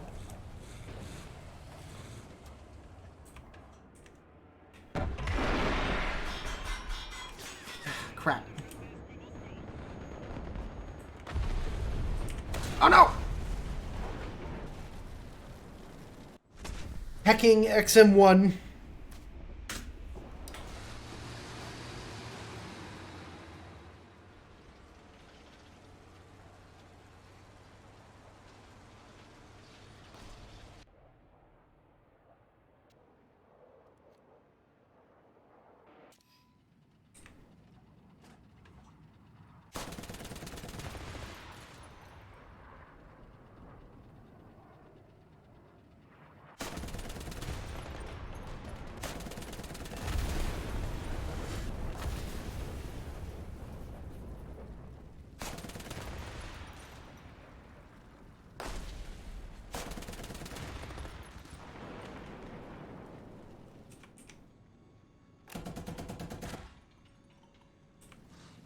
Oh, I got him. Yeah, he shot that AH-1 out of the sky. Nice.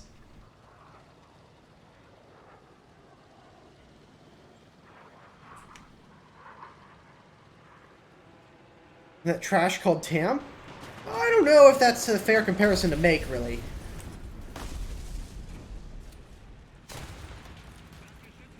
The TAM is a good vehicle.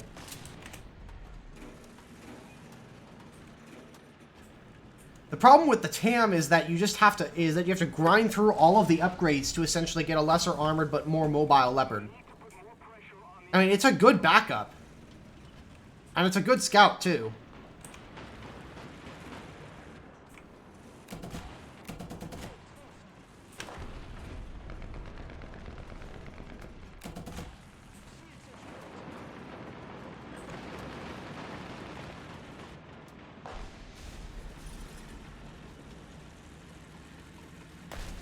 But yeah, the TAM isn't terrible. Just pretty highly specialized. I quite like it, though.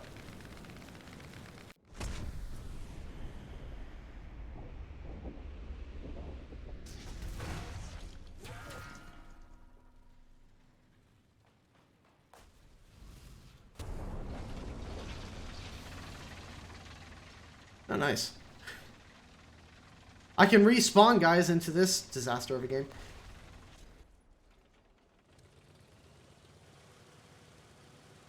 Oh. I hear an aircraft, so I'm going to take the Seahawk. There he is.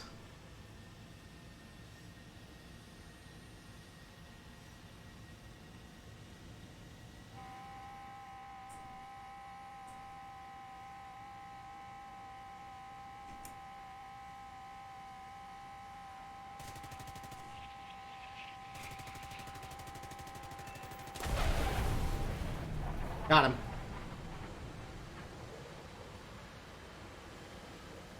Oh yeah, this game's over. Big time.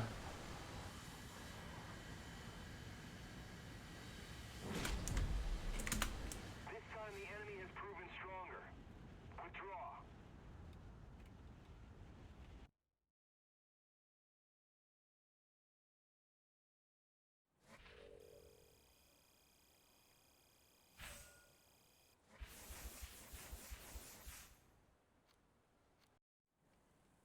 All right. See, how long have we been live? Just under 3.5 hours. So I think I'm going to go ahead and call it there for the demonstration stream. I hope you guys enjoyed it. I thought it was really fun. And I think that... So my overall... I should probably give my overall conclusions of the vehicle, just from having to play... How many battles did we play? 6... Alright, VT1-2. Just from playing 10 battles. We got a 50% win rate. We won 5, we lost 5. I died 14 times, got 23 kills. Okay. Is this vehicle overpowered? No. Is this vehicle worth getting? I think so. Is it worth getting for grinding? No. Is it worth getting to fill out your lineup? Sure.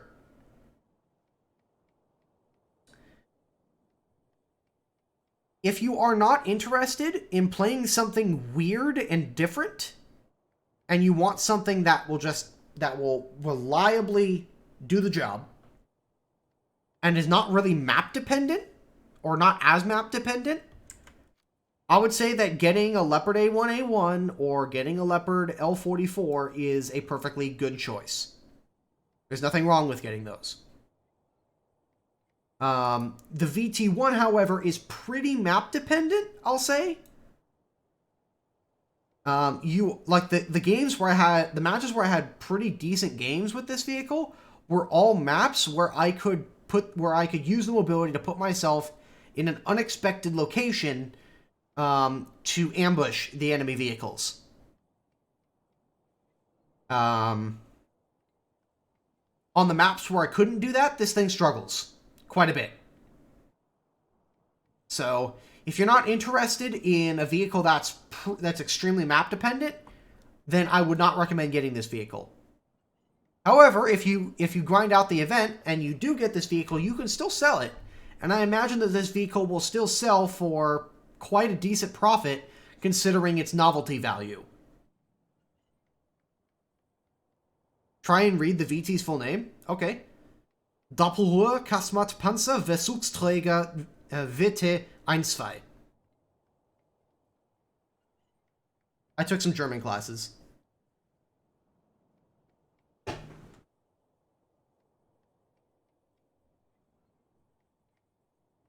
How did I do, Germans? Did I butcher it not badly?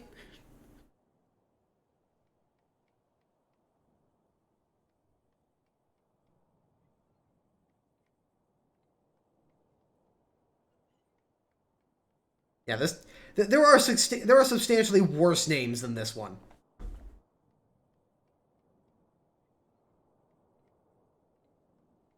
And there was much It helps though that I have some German classes behind me, so I love German pronunciation. Anyways, thank you guys for joining me. I hope you guys found this interesting. If you did, please consider subscribing if you have not on YouTube and sharing this stream around. I will be posting it publicly. I'll be re-uploading it and posting it. There will also likely be a stream highlights on this vehicle, and I will ask whoever ends up editing this vehicle to leave in some of my thoughts. And maybe what I'll consider doing over the weekend, if I get the time, is putting together a short video condensing all of that down into a more watchable format. Anyways, guys, thank you for hanging out, and I will see all of y'all in the next stream. Have a good evening, everybody.